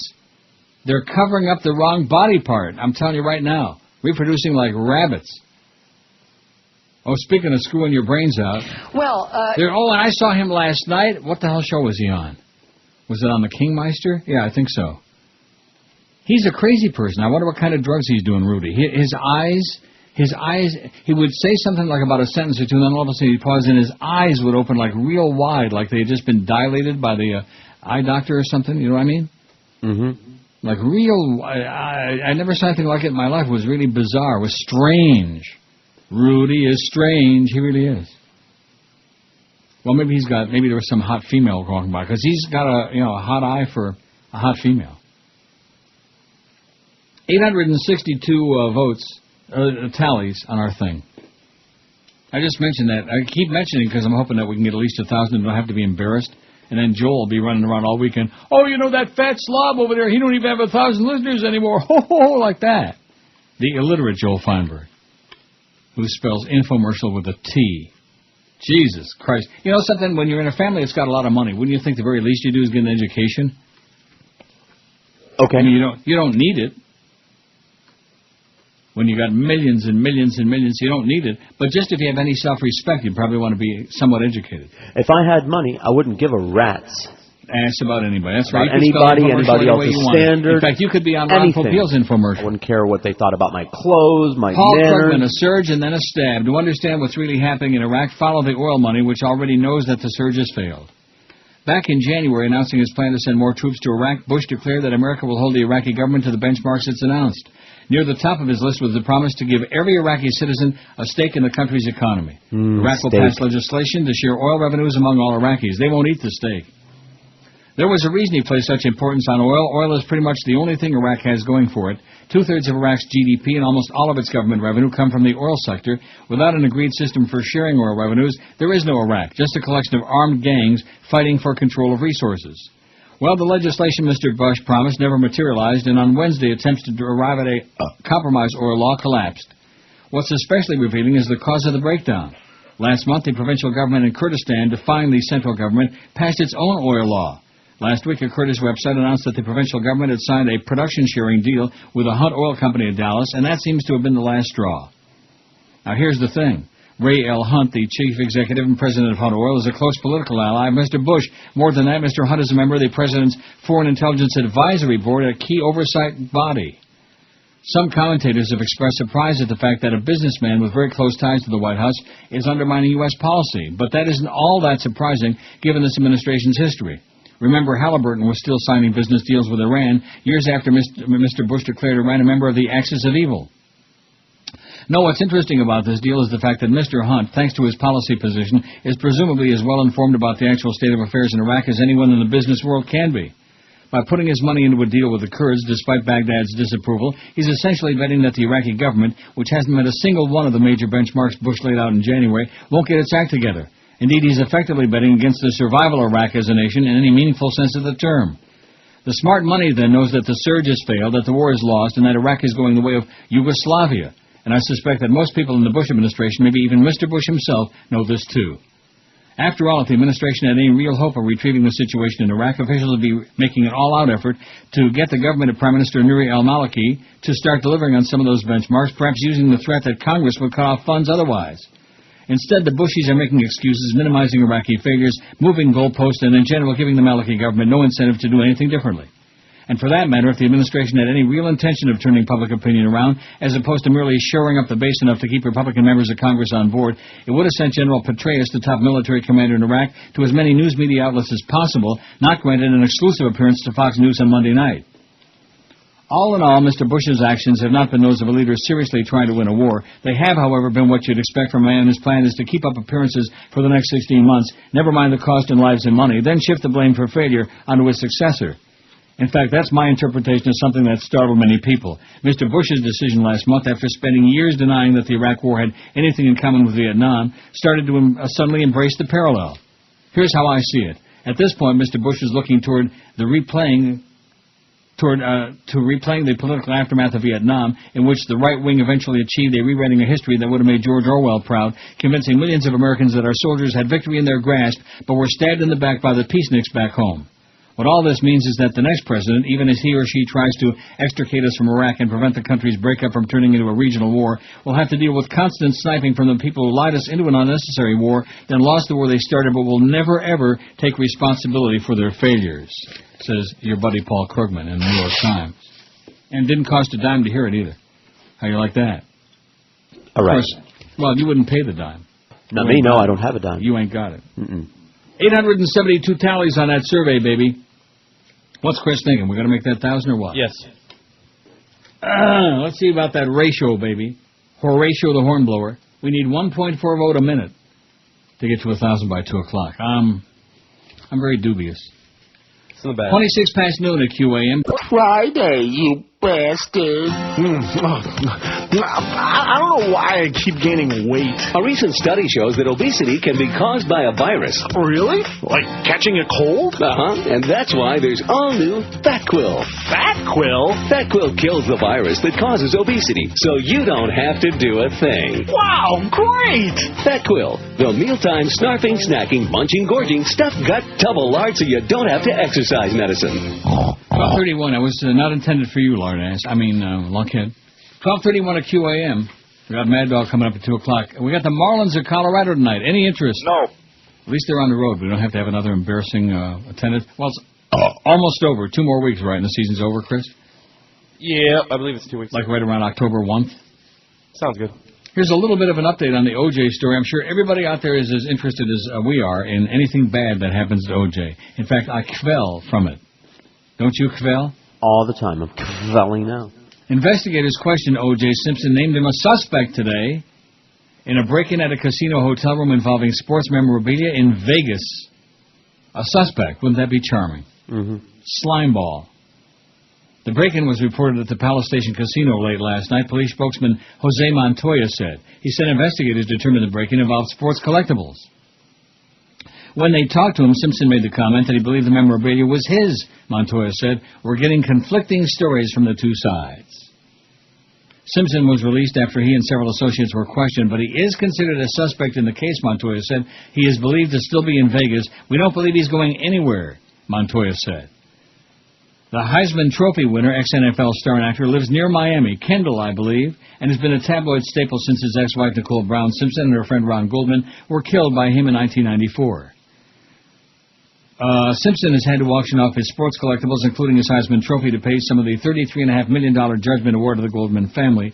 On Thursday, the Goldman family published that book about the killings that Simpson had written under the title If I Dooted. After a deal for Simpson to publish it fell through, the family bought the rights and retitled the book If I Dooted, The Confessions of a Killer. Investigators in the casino case plan to give their report to prosecutors today, Montoya said. The DA's office will decide whether to pursue charges. Oh, yeah, fry his ass, okay?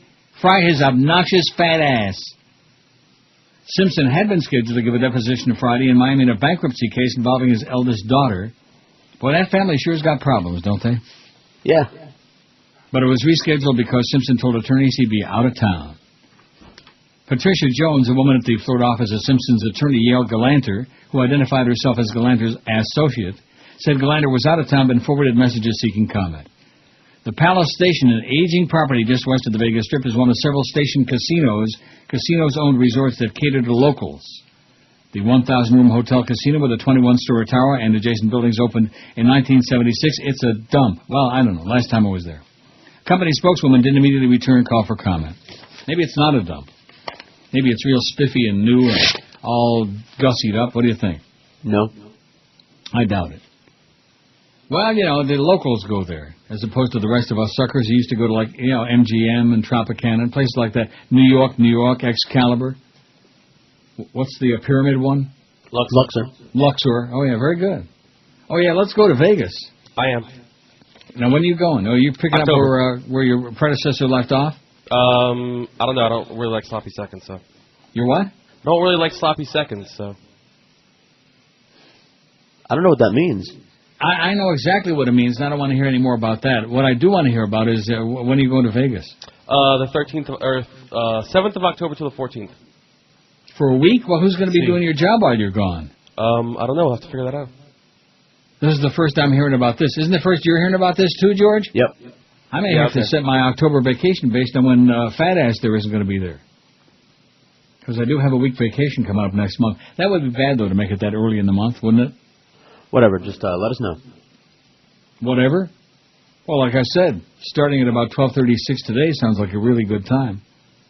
894 people have chimed in. We're going to make the 1,000 now. I think what's that? Yeah, we need only 1.3. It's coming down. It's coming down. Like the ball in Times Square, it's coming down. Ethnic survey. We do this like once. We don't really do it as often as you might think. You know, it's just that it's ponderous and repetitive when we do it. When we do. And so you think, oh, we just got through doing that. No, we didn't. Long time ago. Ethnic survey. Which of these are you? An Anglo male, non-Hispanic, 619, 69.2%. I remember when we first started doing these things, and like Jewish guys would call in, well, I'm Jewish. Does that make me an Anglo? Hey, just don't argue with us, okay? This country it does. If you know Pickatapani in South Florida, it makes you an Anglo, a see, cracker. We have Cuban Jews, and they're Hispanic, you see, because that's what that That means. is correct. When you speak Spanish, that's what that means. That's what means? Hispanic, that of Spain, or of a Spanish-speaking country. That means you're Jewish? Yeah. Anglo male, non-Hispanic, 619. Hispanic male, almost up to 15%, 134, 14.9%. Oh, I'm itching to get that over 15. Start scratching. I'll mention it. Anglo female 65. Black, now that's 7.2%. See, also in the survey we did the other day, with the age demographics, we had about 8 or 9% female. Now, how come that doesn't show up in the ratings? Why won't you ladies put us down, huh? Why won't you write us down in your Arbitron diaries, for Christ's sakes? What's wrong with you? You afraid somebody's going to find out? Probably. Too embarrassed. Oh, we don't want to listen to him. We don't listen to that fag on the radio. Maybe when George is on. And do you have a lot of ladies listening when you're on? How can I tell? We get some calls from them now and again. Well, that's a pretty good indication. Anyway, Anglo female 65, black male 36, Native American male all the way up to 13. 13 little Indians, black female 7, Hispanic female 6, Native American female up to 5, and the Asians on the ass end. And that's because there are no Asians in South Florida, except maybe for a few Chinese restaurants. Asian male 5, Asian female 4, out of 898. That's really great. 899. Yeah, we'd have a lot more Asians if I was on the air here. We'd have a whole bunch of Asians because they wouldn't understand what the hell I was saying. But no, actually, there's a lot of young Asians here. Lots and lots. Tons. Loads. Capitol Hill Blue says Bush told many lies about Iraq last night. President Bush pointed to a political realignment in Iraq's volatile Anbar province as evidence that Iraq is a fight that the U.S. is winning. His claims, however, are not backed by the facts. Here's a closer look at some of Bush's assertions in that national address on Iraq last night. Bush said, Anbar province is a good example of how our strategy is working, noting that just last year, U.S. intelligence analysts had written off the Sunni area as lost to al-Qaeda. Fact check. Early Thursday, the most prominent figure in the U.S.-backed revolt of Sunni sheiks against al-Qaeda in Iraq was killed by a bomb planted near his home. The killing of a chief Anbar ally, hours before Bush spoke, showed the tenuous and changeable nature of success in Anbar and Iraq at large. Although Sunni sheiks have defied al-Qaeda and largely allied with U.S. forces in Anbar, the province remains violent and al-Qaeda remains a threat. Abdul Sattar Abu Risha died 10 days after he met with Bush during a surprise visit the U.S. leader made to highlight the turnaround in Anbar. The charismatic young sheik led the Anbar Salvation Council, known as the Anbar Awakening, an alliance of clans backing the Iraqi government and U.S. forces. The Sunni revolt against al-Qaeda led to dramatic improvement in security in Anbar cities such as Fallujah and Ramadi. Iraqis who have been sitting on the sidelines or planting roadside bombs to kill Americans have now joined with the U.S. forces to hunt down al-Qaeda in Iraq, whose links to Osama Yamama's terror network are unclear. Anbar is not secure, accounting for 18% of U.S. deaths in Iraq so far this year, making it the second deadliest province after Baghdad. Bush's top military commander in Iraq, David Petraeus, told Congress this week that Anbar's circumstances are unique and its model can't be replicated everywhere in Iraq, but it does demonstrate the dramatic change in security that's possible with the support and participation of local citizens.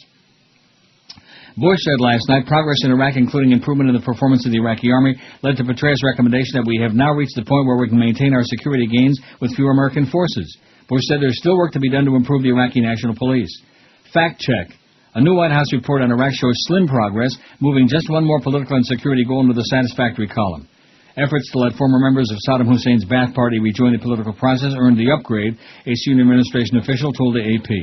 The report largely tracks a comparable poor assessment in July on 18 benchmarks. The earlier White House report said the Iraqi government had made satisfactory gains toward 8 benchmarks, unsatisfactory marks on 8, and mixed results on 2. Although the benchmark list is the rubric that the White House and the Iraqi government proposed earlier this year, the Bush administration recently said it offers a skewed or incomplete view of progress in Iraq. Bush said last night he noted the government hasn't met its own legislative benchmarks, but pointed to limited political progress among Iraq's national leaders. He said Iraq has passed a budget and is sharing oil wealth.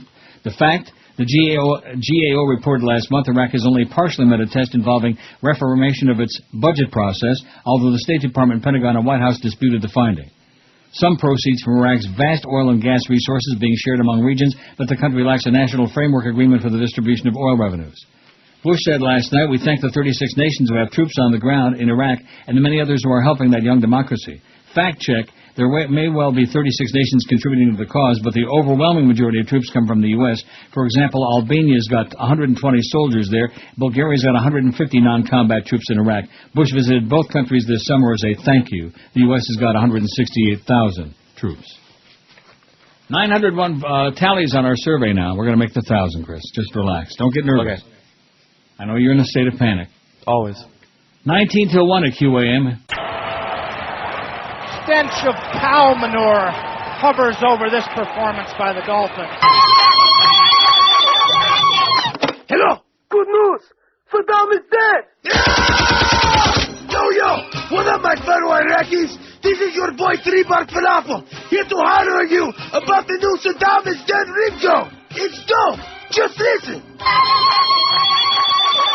You can also use your Saddam is dead ringtone as an alarm. A doorbell. Or even your MySpace song. The new Saddam is dead ringtone. Exclusively on Ach Mobile and wireless. I like my ringtone better. Don't you? Sure. That's how you know who's 909, calling. baby. We got 909 tallies on our survey today. In our ethnic surveys, we try to find out who are your people, where you be from, and what's it all about, Alfie. And 10 little engines, 9 little engines. How many we got? 13 male and 5 female. Wow, how do you like that? That's pretty impressive. 18 Native Americans out there on our survey, which means we got tons more than that. At least, what, 1 or 2 more than that? Couple. Cindy Sheehan says, arrest Bush, not the Reverend.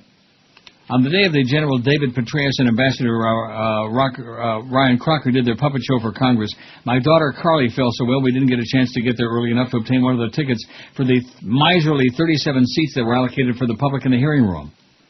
Most of the people in front of the line were good friends of mine who had arrived about 8 a.m. and were patiently waiting to get in. I greeted everyone, including Reverend Lennox Yearwood, and went to the back of the line. I did a few interviews while waiting for the hearing to begin. Capitol Police handed out 37 tickets and skipped some people who had been waiting in the line. One of them was the Reverend who had gotten out of line to do an interview and cleared it with one of the officers because he didn't want to lose his place in line.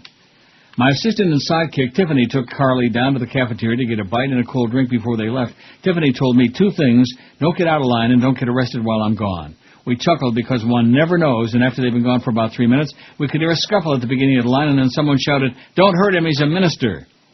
Dee Dee and I ran up to the front of the line just in time to see the Reverend on the ground with about a half a dozen Capitol Police on top of him. Another shocking spectacle was there were about 3 dozen people in the line just watching the Reverend getting the stuffing knocked out of him. I tried to ascertain what was wrong and what the Reverend had done that necessitated a beating like that, and one of the Capitol Hill cops snidely said, "I don't know, I guess he fell." I was arrested for shouting, "Arrest Bush, not the Reverend," as was the Defeaty. Tiffany and Carly were to join us soon enough for disrupting the hearing. No one joined us in our chant, and not one other person came forward to try to help the Reverend. What is wrong with our country, and what's wrong with our movement?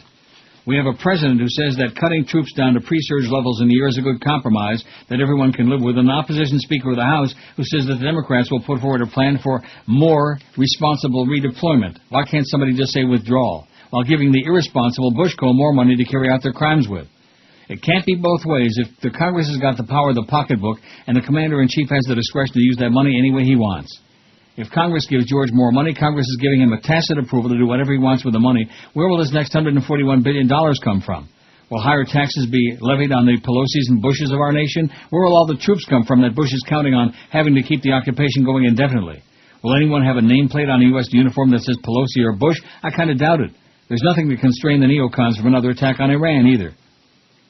My second question is, why were Dee Dee and I the only activists in that line to rush to the Reverend's aid? And even if 3 dozen or so people weren't activists or friends of the Reverend, why did they just stand around and watch the spectacle as if they were calmly watching an episode of Cops on Fox Channel?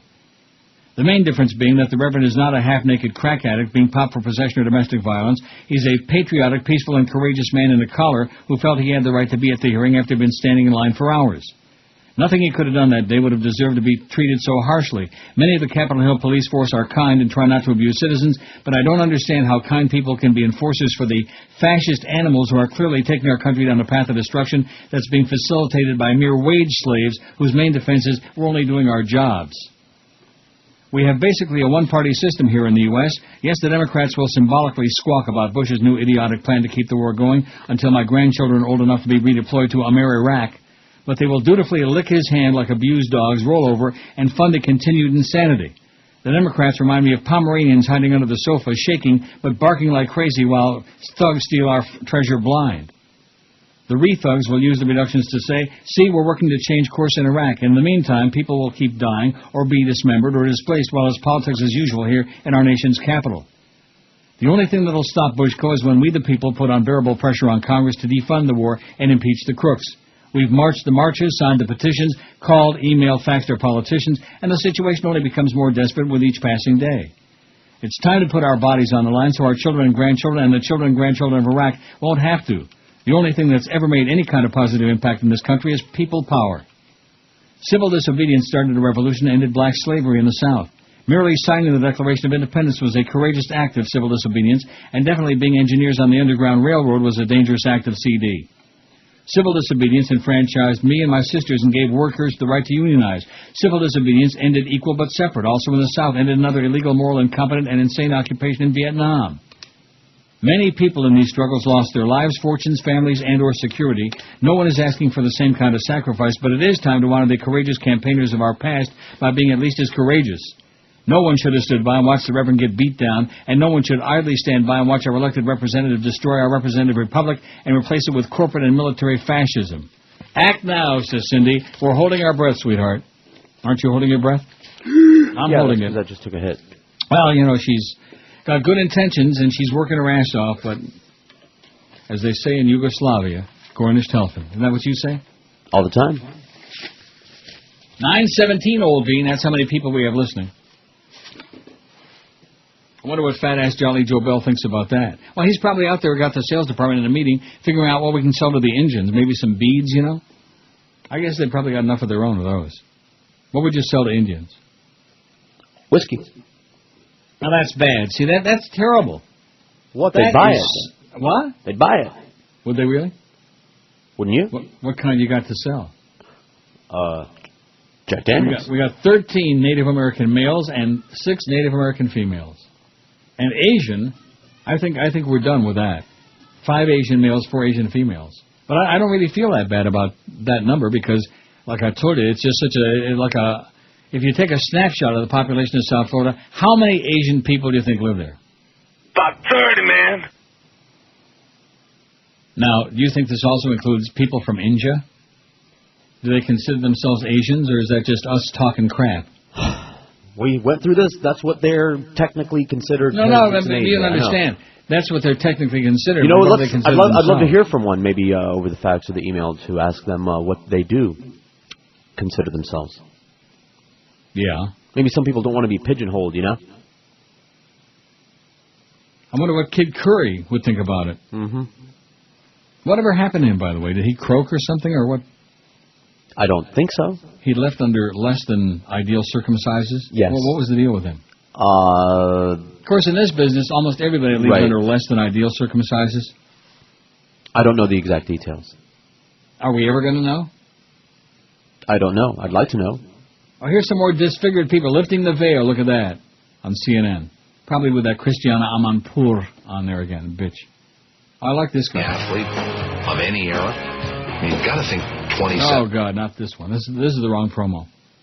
This guy's good. He's on the Fan 590 in Toronto. He's been on for like 30 years. And he tells people, if you don't like me, screw it. Get lost. Take it or leave it.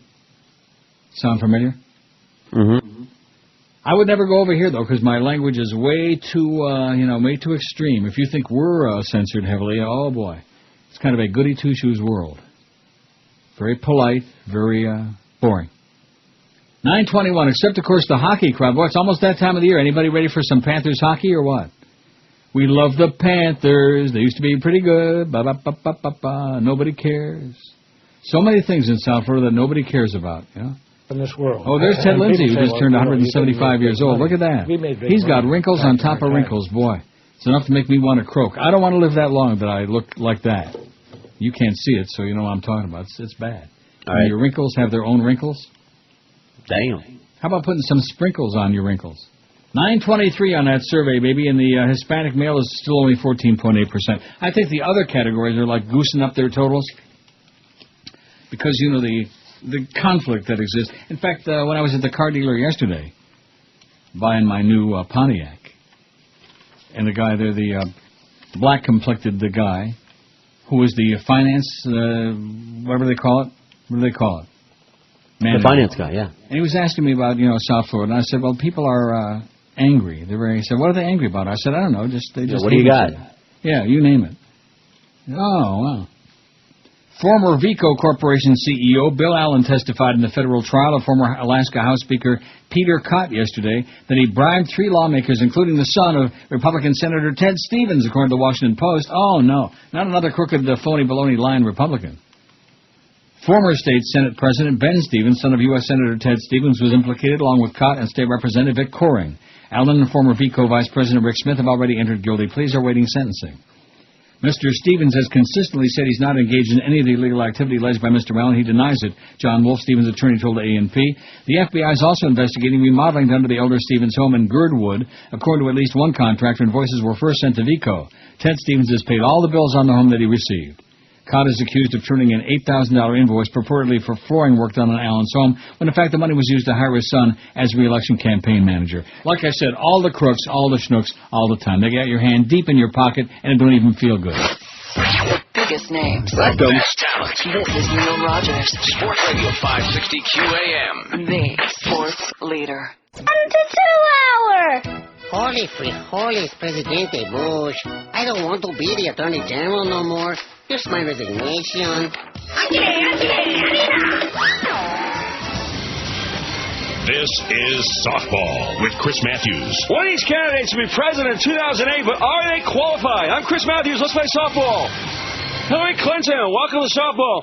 I'm going to ask you a question everybody else is afraid to ask, Senator. Puppies, are they cute? Chris, I love puppies. I'm going to hold you to that. Rudy Giuliani, you were mayor of New York on 9/11. Pizza, is it delicious? Well, Chris, it depends. It depends on the toppings. Stop dodging the question and tell us if pizza is delicious. Of course, yes, it's delicious. I'm going to quote you on that. Finally, Barack Obama joins us via satellite. Senator Obama, do you love your mother? Absolutely, Chris. I think everyone loves his or her mother. Keep it on us on softball. After the break, Fred Thompson will give us his take on the smell of fresh baked chocolate chip cookies. I'm Chris Matthews, and you're watching softball.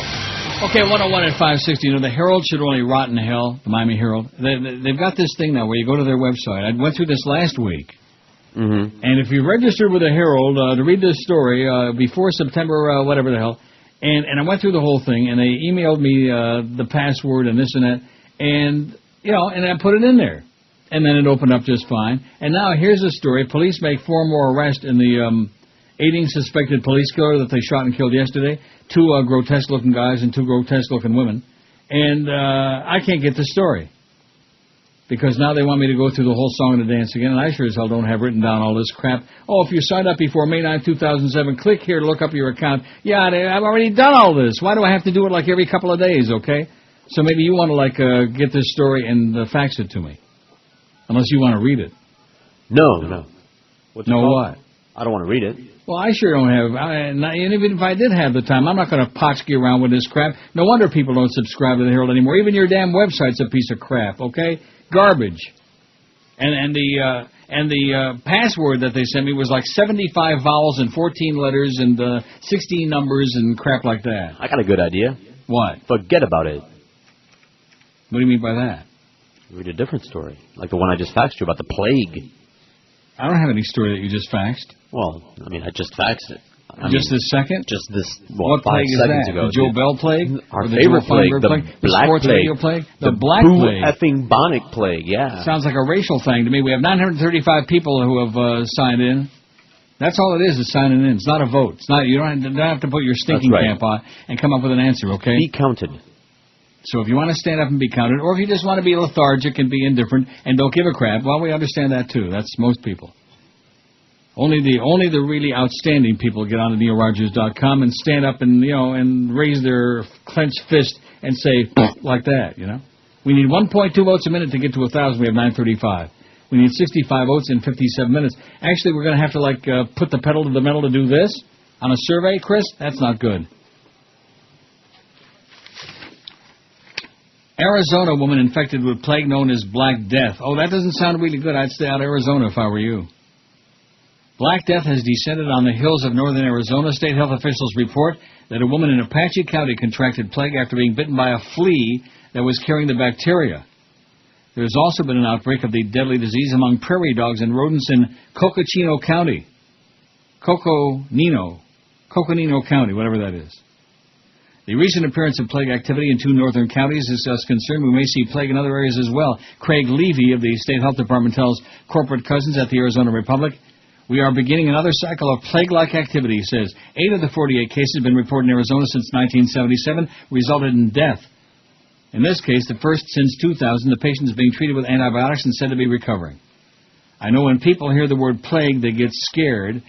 Department of Health Services spokeswoman Janie Pearl tells the East Valley Tribune. She emphasizes that things have changed since the deadly epidemics of the Middle Ages. Back then, people didn't take the precautions we take now, and we have antibiotics to treat it. The state, which has a page devoted to the plague, recommends these precautions. Do not handle sick or dead animals. Avoid close exposure to rodent burrows and fleas.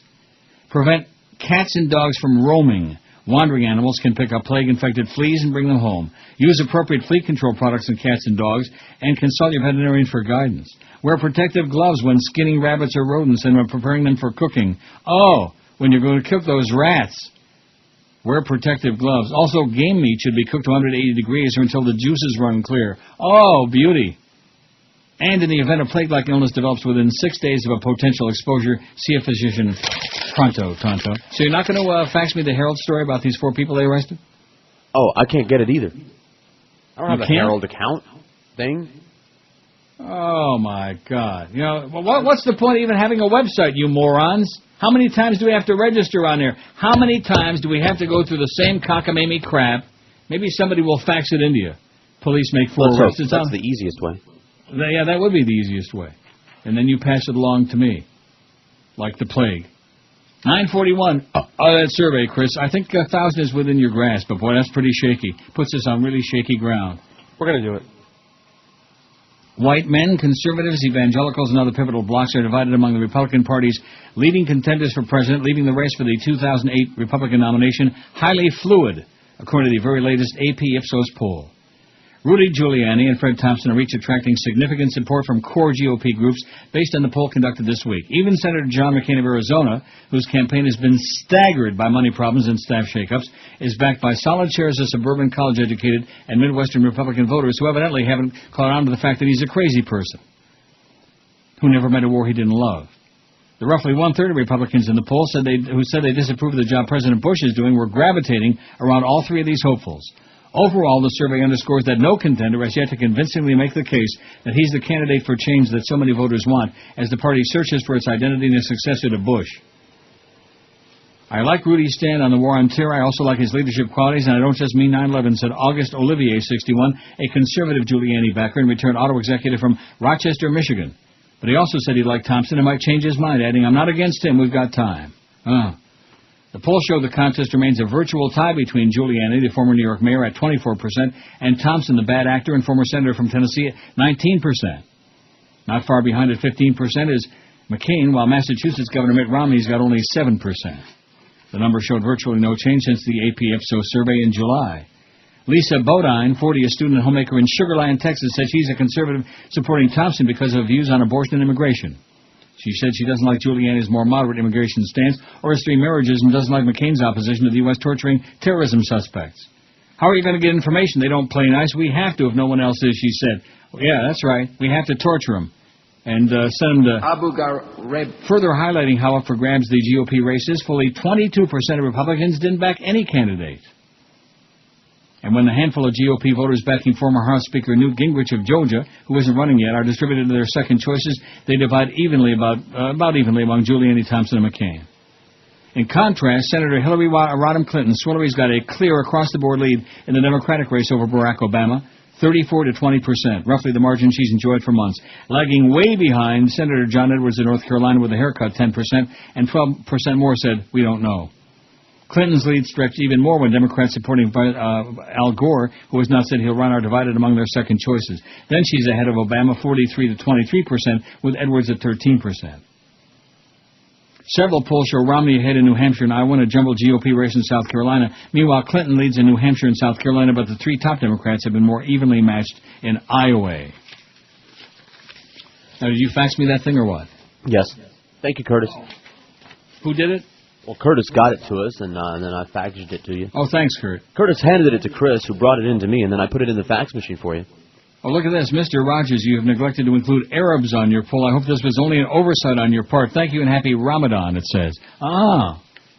Sounds like a little bit of a threat there. I hope this was only an oversight on your part. They might blow you up. Yeah, that's right. They're white, if Jew are. I'll tell you one thing. We sure got plenty of future suicide bombers here in Toronto. I'll tell you that. So put that on there, Arabs. You want to put Arabs on there? They're white, if Jew are. What do you mean by that? Aren't Jew?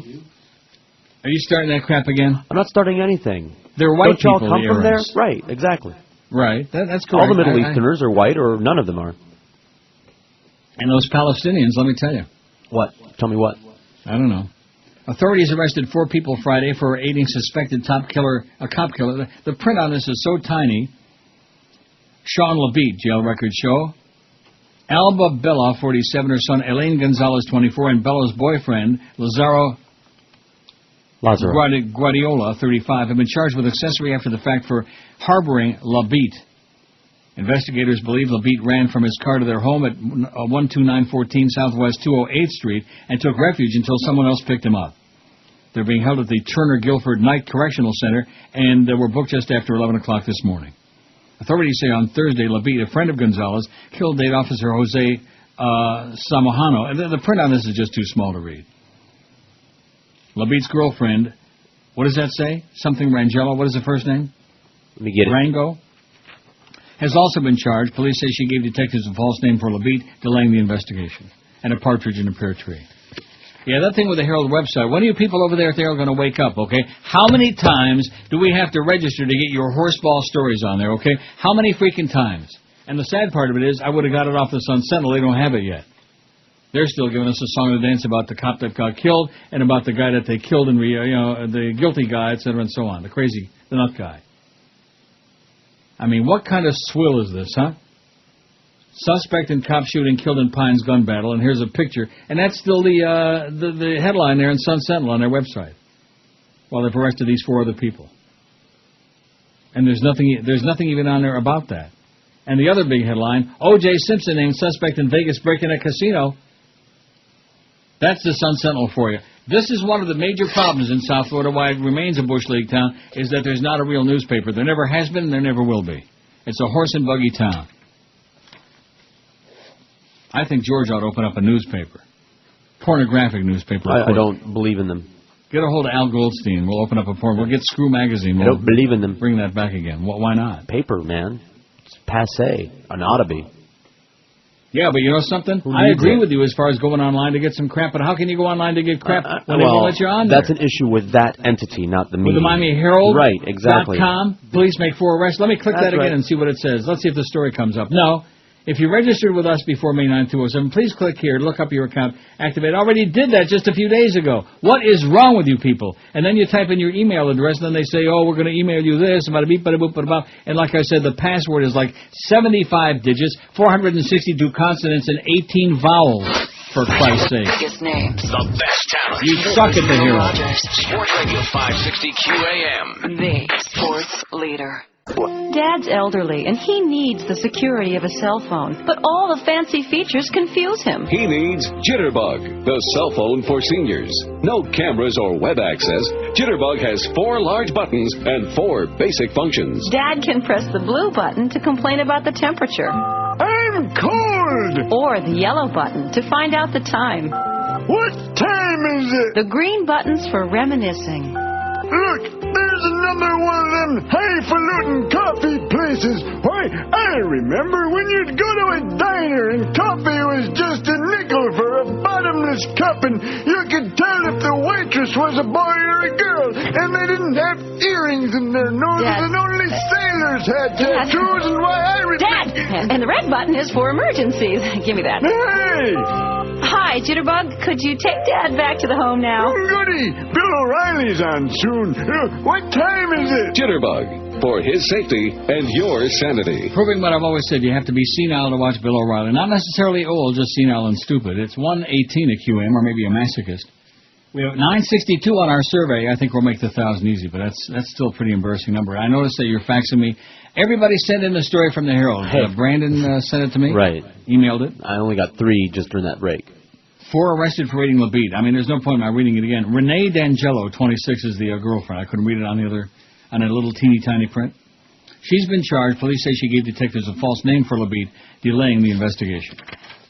And as far as you people at the Herald, Hubler and Drared, okay? What is wrong with you? I just went through the whole song and the dance with them, and then, during the previous break, I clicked on the thing about where they're supposed to send me an email with my password and yada yada, and they never even sent me any freaking email. Maybe the Herald doesn't want me to have their crap. You think that's possible? Maybe I should just go on there and register under some fictitious name. How's that? There you go. I thought that's what everybody did anyway. U.S. Senator Bill Nelson's 31-year-old son was sentenced today to 2 years probation, drug and booze treatment, 200 hours of community service, and an anger management class for pushing a police officer in November. Anger management. I know somebody who could use that. A jury found Charles Nelson, not Charles Nelson Riley, just Charles Nelson, guilty in June of battery on a law enforcement officer, which is a third-degree felony, and resisting arrest without violence, a misdemeanor, for an incident in downtown Orlando after his father's re-election celebration. He could have received up to 6 years in the slammer. Circuit Judge Stan Strickland withheld adjudication for battery of a law enforcement officer, which means he will no doubt... Oh, will not, I see. Again, more mistakes. This is in, where this from? The Sun Sentinel. It says he will not lose his voting and civil rights. I think they mean he will not lose his voting and civil rights. The Orlando Sentinel reported on its website, and I'm sure the people at Orlando Sentinel are embarrassed that the Sun Sentinel can't even copy it right. He will not lose his voting and other civil rights. You idiots. You fairy. Before the 3-day trial began in June, Nelson turned down the state's offer to plead guilty to the charges in exchange for supervised probation, booze counseling, and a letter of apology to the Orlando police officer. The police confrontation took place a few hours after a party to celebrate the re-election victory by Senator Nelson over Republican Representative Catherine Harris. That skanky bitch. Police said the younger Nelson was trying to carry a woman who had passed out on a sidewalk and pushed an officer after he was ordered to put her down. The senator's son was pepper sprayed and handcuffed by the police. In his trial, Nelson's attorney told jurors his client didn't realize the person he pushed was a police officer because he was wearing a bicycle police uniform rather than a standard uniform. Nelson lives in Washington as a Medicare/Medicaid consultant. He was wearing a bicycle uniform. How do you like that? A bicycle police uniform. I see. Which is what? What is that? Shorts. Is it? Mm-hmm. Oh, there's Alberto Gonzalez, speaking of short people. Burned. Oh, good. Saying goodbye, I hope soon. Not soon enough. 967 on the survey, and the Native Americans, man, we got some Indians out there. I think that's because we finally got rid of Defoe, because everybody knows that he was a... Indian killer. But they're back. We got 15 Native American males and 6 Native American females. That sounds like 21 to me. 670 Anglo males, 69.2%. Non-Hispanic, Anglo, whatever. Arabs, Jews. Hispanic male, 142, 14.6%. That's dropping. We're not going to make 15. We're not going to make... Well, it's going to be up there all weekend long. You never know. God only knows. That's what Brian Wilson said. God only knows. You really got to watch that. You'll cry. I'd rather not. I'd cry enough as it is. I'm sure. I was just going to say. Anglo female 72, black male 40, Native American male 15, black female only 7. Only 7 dark ladies. Native American female 6, Hispanic female only 6. Boy, really on the weak side. Asian male 5 and Asian female only 4. And didn't I say before I think that's it on the Asians? Mm-hmm. There just aren't any. They're just not around. How are they going to be listening when they're not around? Correct? Right. Or is that just a rationalization by me? Take your pick. Yeah, pick this. Mark Morford writes, Iraq deep in your bones, a war that isn't really a war, the great humiliation that's ours forever. Is there any upside? He wants to know. We are, of course, mostly fighting against ourselves, he says. It must be repeated. This is in the San Francisco Chronicle. It must be repeated every so often, just as a painful, necessary, ego-tweaking reminder. Iraq never was a war, not really, not in any sense that mattered, that we could actually define and understand, or to which we could truly submit ourselves or our national identity.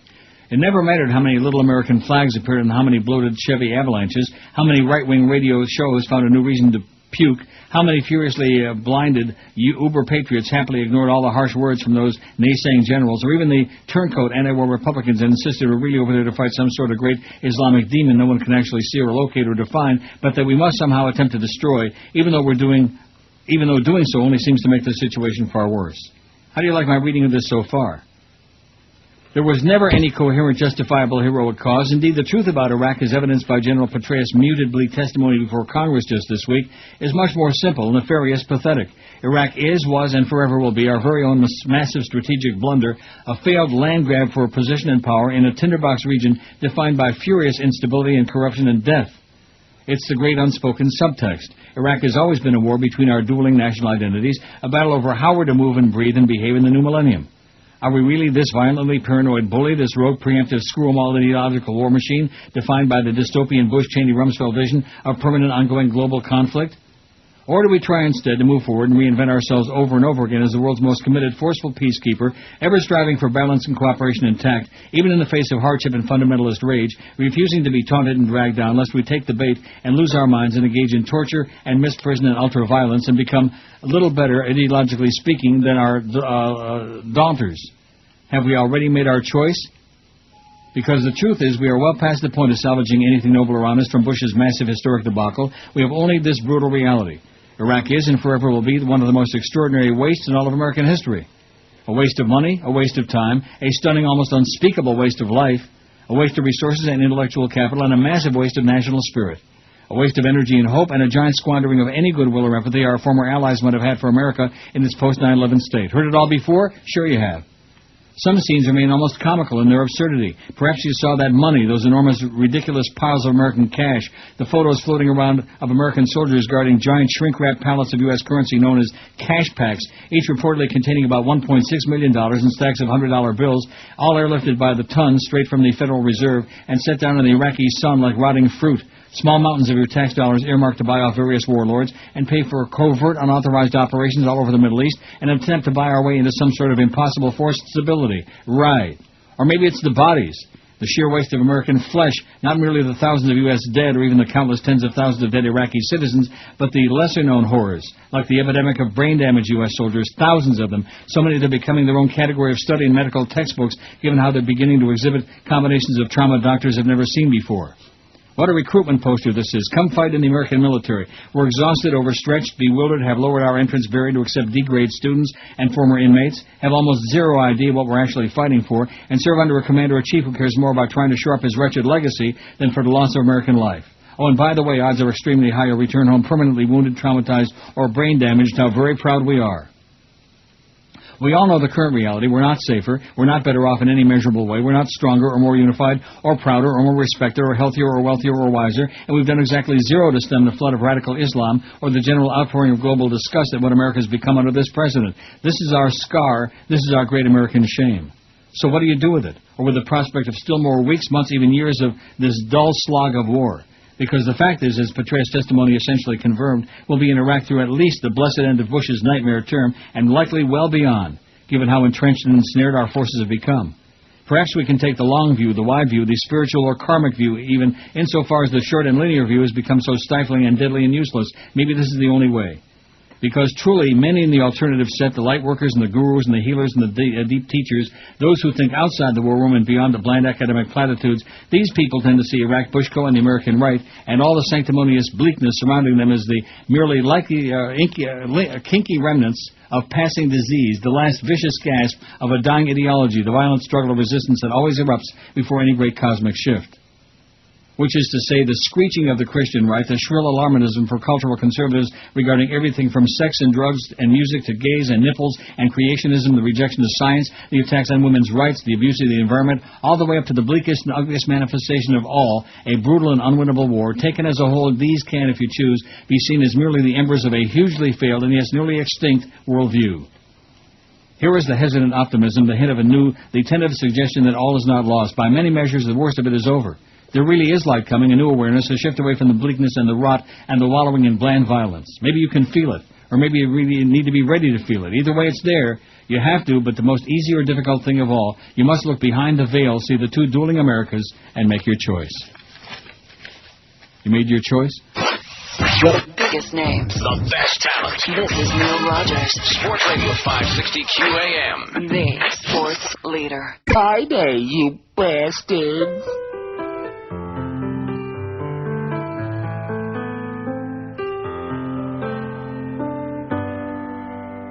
I never thought I would ever be this late before. What are you doing? Please hurry up or we're going to miss the show. Ooh, come on, it's time to go. Why do you move so slow? So now I sit and wait. Girl, you sure look great, so why do you need to change? No, you don't look fat, the shoes are cute, please don't complain. Ooh, we are running late. What am I going to say? Babe, can you please hurry? I don't know why, 'cause I am a guy. You take an eternity, but you know it's a lie if I try to hide that it bugs the heck out of me. So I sit and wait on you. Jeez, I just sit and wait on you. Tell me what else can I do? I can't stand to wait on you. You are such a pain that is so true. Baby, you have no concept of time. I wish there's something I could do, but wait on you.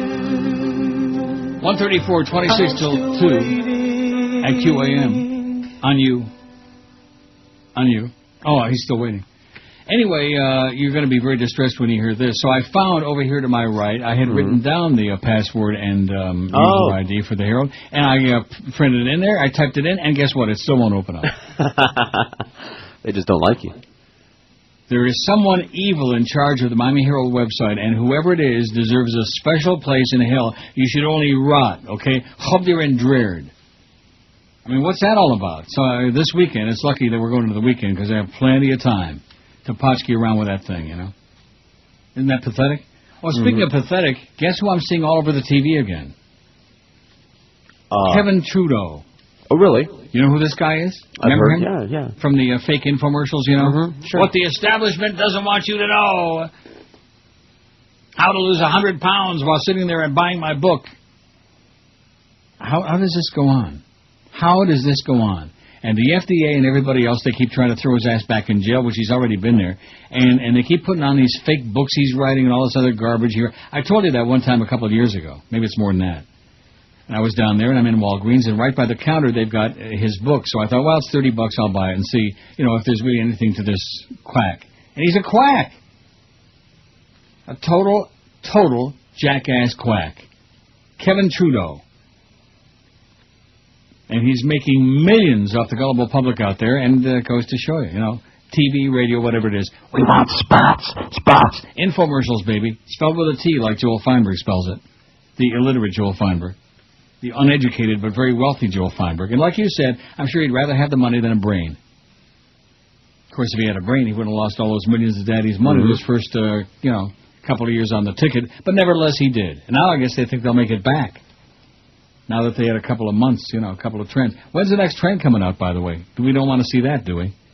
During this next break, I'll Google it, because I always have to do that. Because Clarence doesn't communicate with us. And you know something? I'm happy about that. I'd rather look it up myself, as opposed to being involved in any way, shape, or form with our illustrious little child program director. Little boy program director. Somebody faxed this in, Brian in Coconut Creek. Thanks, Brian. Hobbs, New Mexico, some Lee County inmates set fire and broke toilets and windows after being told they would be allowed only one sausage at dinner. Jail officials said the inmates began yelling and banging on their doors in what they described in a news release as a temper tantrum. Oh, I've experienced some of those recently. Officers from the Lee County Sheriff's and Hobbs Police Departments were called in to restore control, and the jail was locked down after Tuesday night's incident. Some 33 prisoners were involved. The remaining 300-plus prisoners at the jail accepted the meal without incident. Solamente uno sausage? Solamente uno chorizo? I was corrected on that yesterday. Well, let me finish the story and you can tell me. The damage to the jail was light with some smoke damage and broken toilets and windows, the warden said. Well, there you go. Yeah, chorizo is not sausage?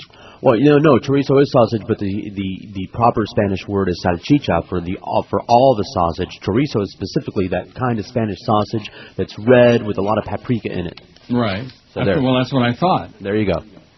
Got cleared up. I told you didn't know your Espanol from crap, man. You don't know from crap. Yep. Although I will say this, my little Mexican friend told me at dinner last night that chorizo does mean sausage. So. Well, yeah, it does. It's like kielbasa means sausage. You know, it's like that. It's just. But it's a kind of sausage. Specifically, right. Just not in a generic term. I mean, Correct. sausage is generic, and chorizo Right. doesn't mean generic sausage. It's a specific kind. Right, like pepperoni. You got to get your sausage straightened out here, mister. Otherwise, like salami. Right, Pepperoni. that's right. Like Hebrew National salami, like salami. And then, of course, there's like wieners for goyim, like Oscar Mayer. Now, Oscar Mayer sounds Jewish, doesn't it? Sure does. But it's for goyim. 981 on the survey. I'm not going to give it. We'll give it one more time. I don't want to get that one guy all whipped up into a frenzy. Get him apoplectic. But the Asians, I think they're all on there. I think that's all we got. 5 guys, 4 chicks. That's it. There's 9. I say chicks. Who knows? They may be like 80 years old. I have no idea. We should have done it with the ages too, like we did once before. Keep that in mind for next week. Oh, especially after Charlie B's very, very weak comeback today. Charlie, we're delighted to have you back. We hope you had a great 3-week vacation wherever he was in Europe or wherever. Hope you had a wonderful time. But, maybe he was in Amsterdam, did a lot of really mind-altering drugs. You think that's possible? Maybe he did too many shrooms. We have 981. We need, 22 minutes, we need 19 votes. Almost 1 a minute. What do you think, Chris? This isn't even a poll.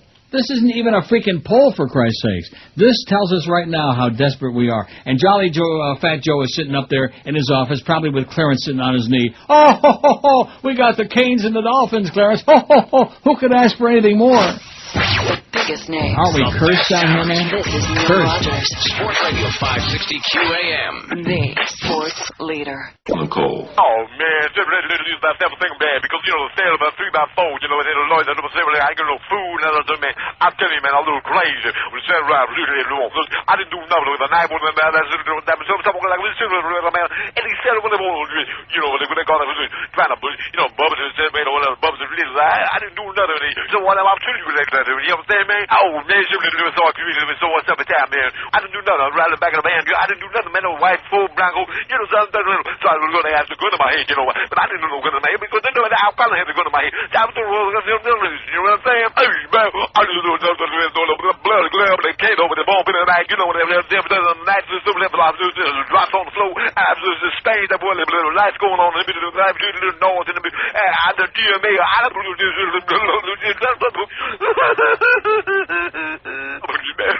just said that, I just do nothing, man. You know, I'm talking about he was talking about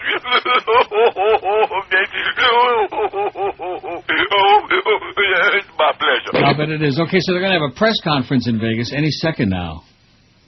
Aren't you breathless about O.J.? And come to find out, he admits that he took some of this memorabilia because he believed it was his. He denies breaking in, and he denies that it was any theft. And bada-beep-bada-boop-bada-boop. Well, again, I don't know the details, and, of course, I do want to jump to conclusions, but it sounds to me like if your memorabilia, even if it was his stuff, it was on display somewhere, you just don't walk in and you just take it, right?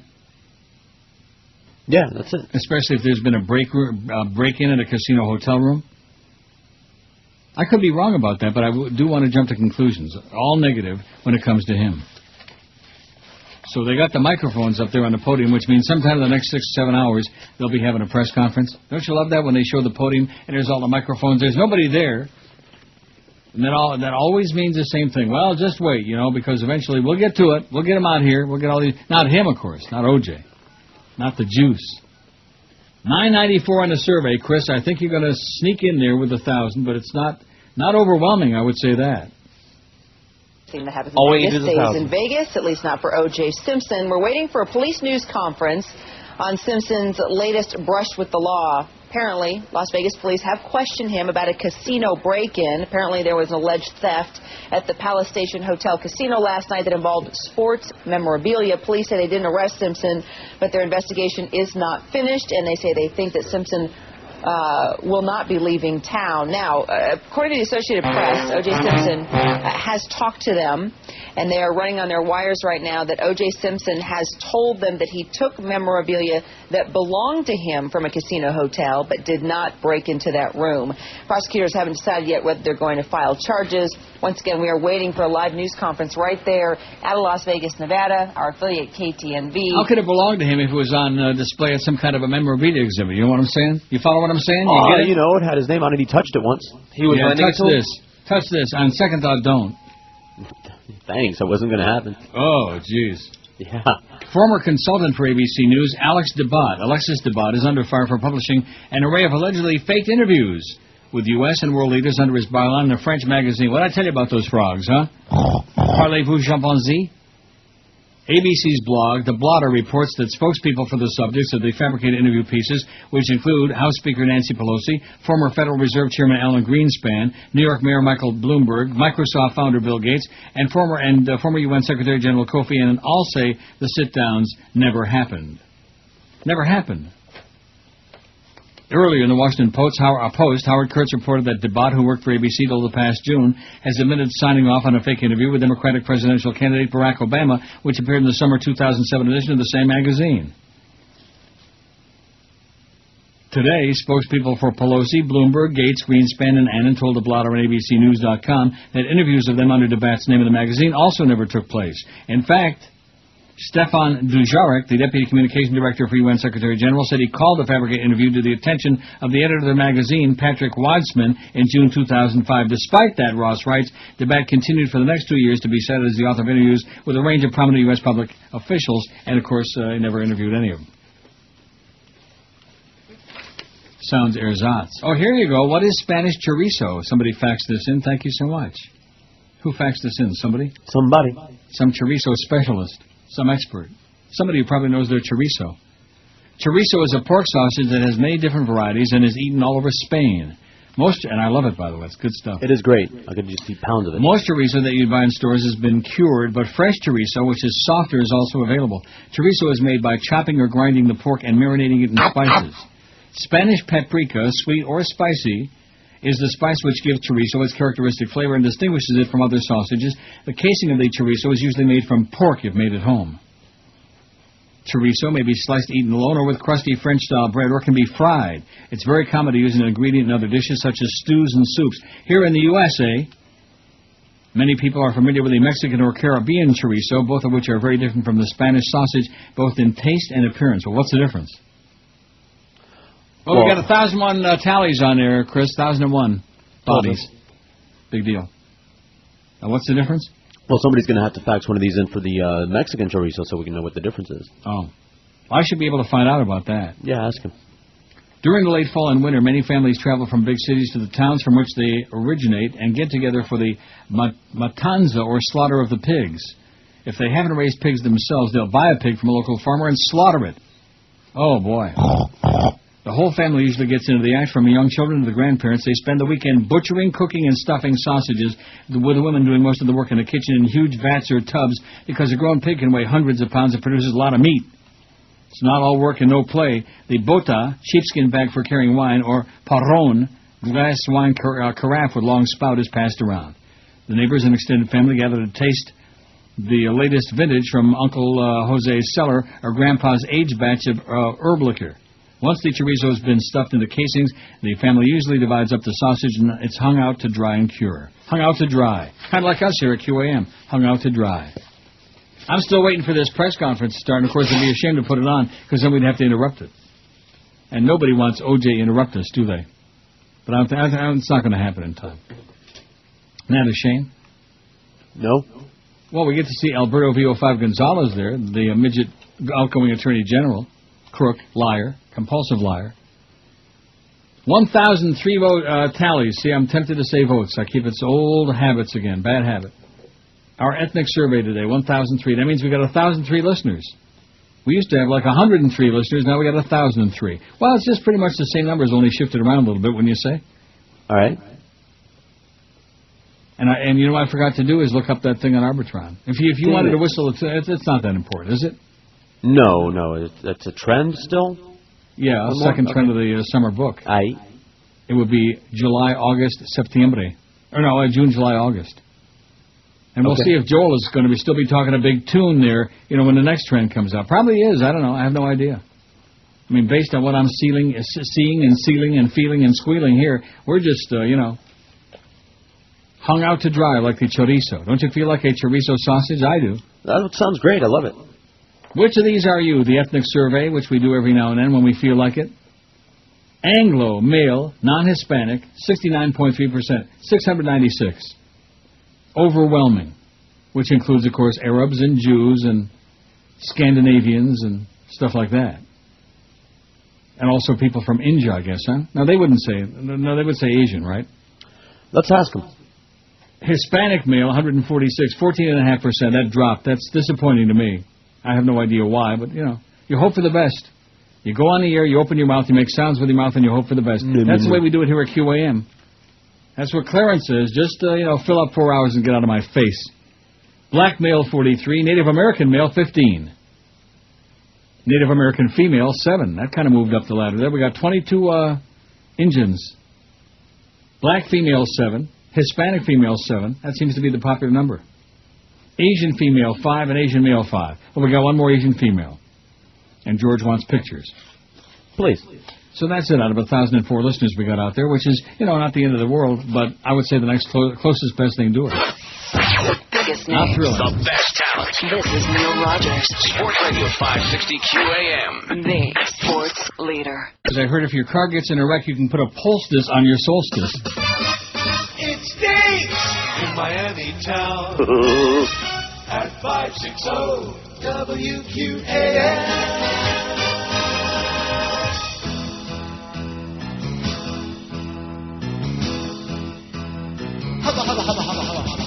Men who like talking about other guys are usually hiding from what they realize. They want their nose in an athlete's life. Missing yellow jock straps. Much like in sport holes conceal their fear by talking about sports while drinking a beer. They desire, of course, to be a submissive queer. For some yellow jock straps. Yellow jock straps, yellow jock straps. Only queers want to hear sports all day.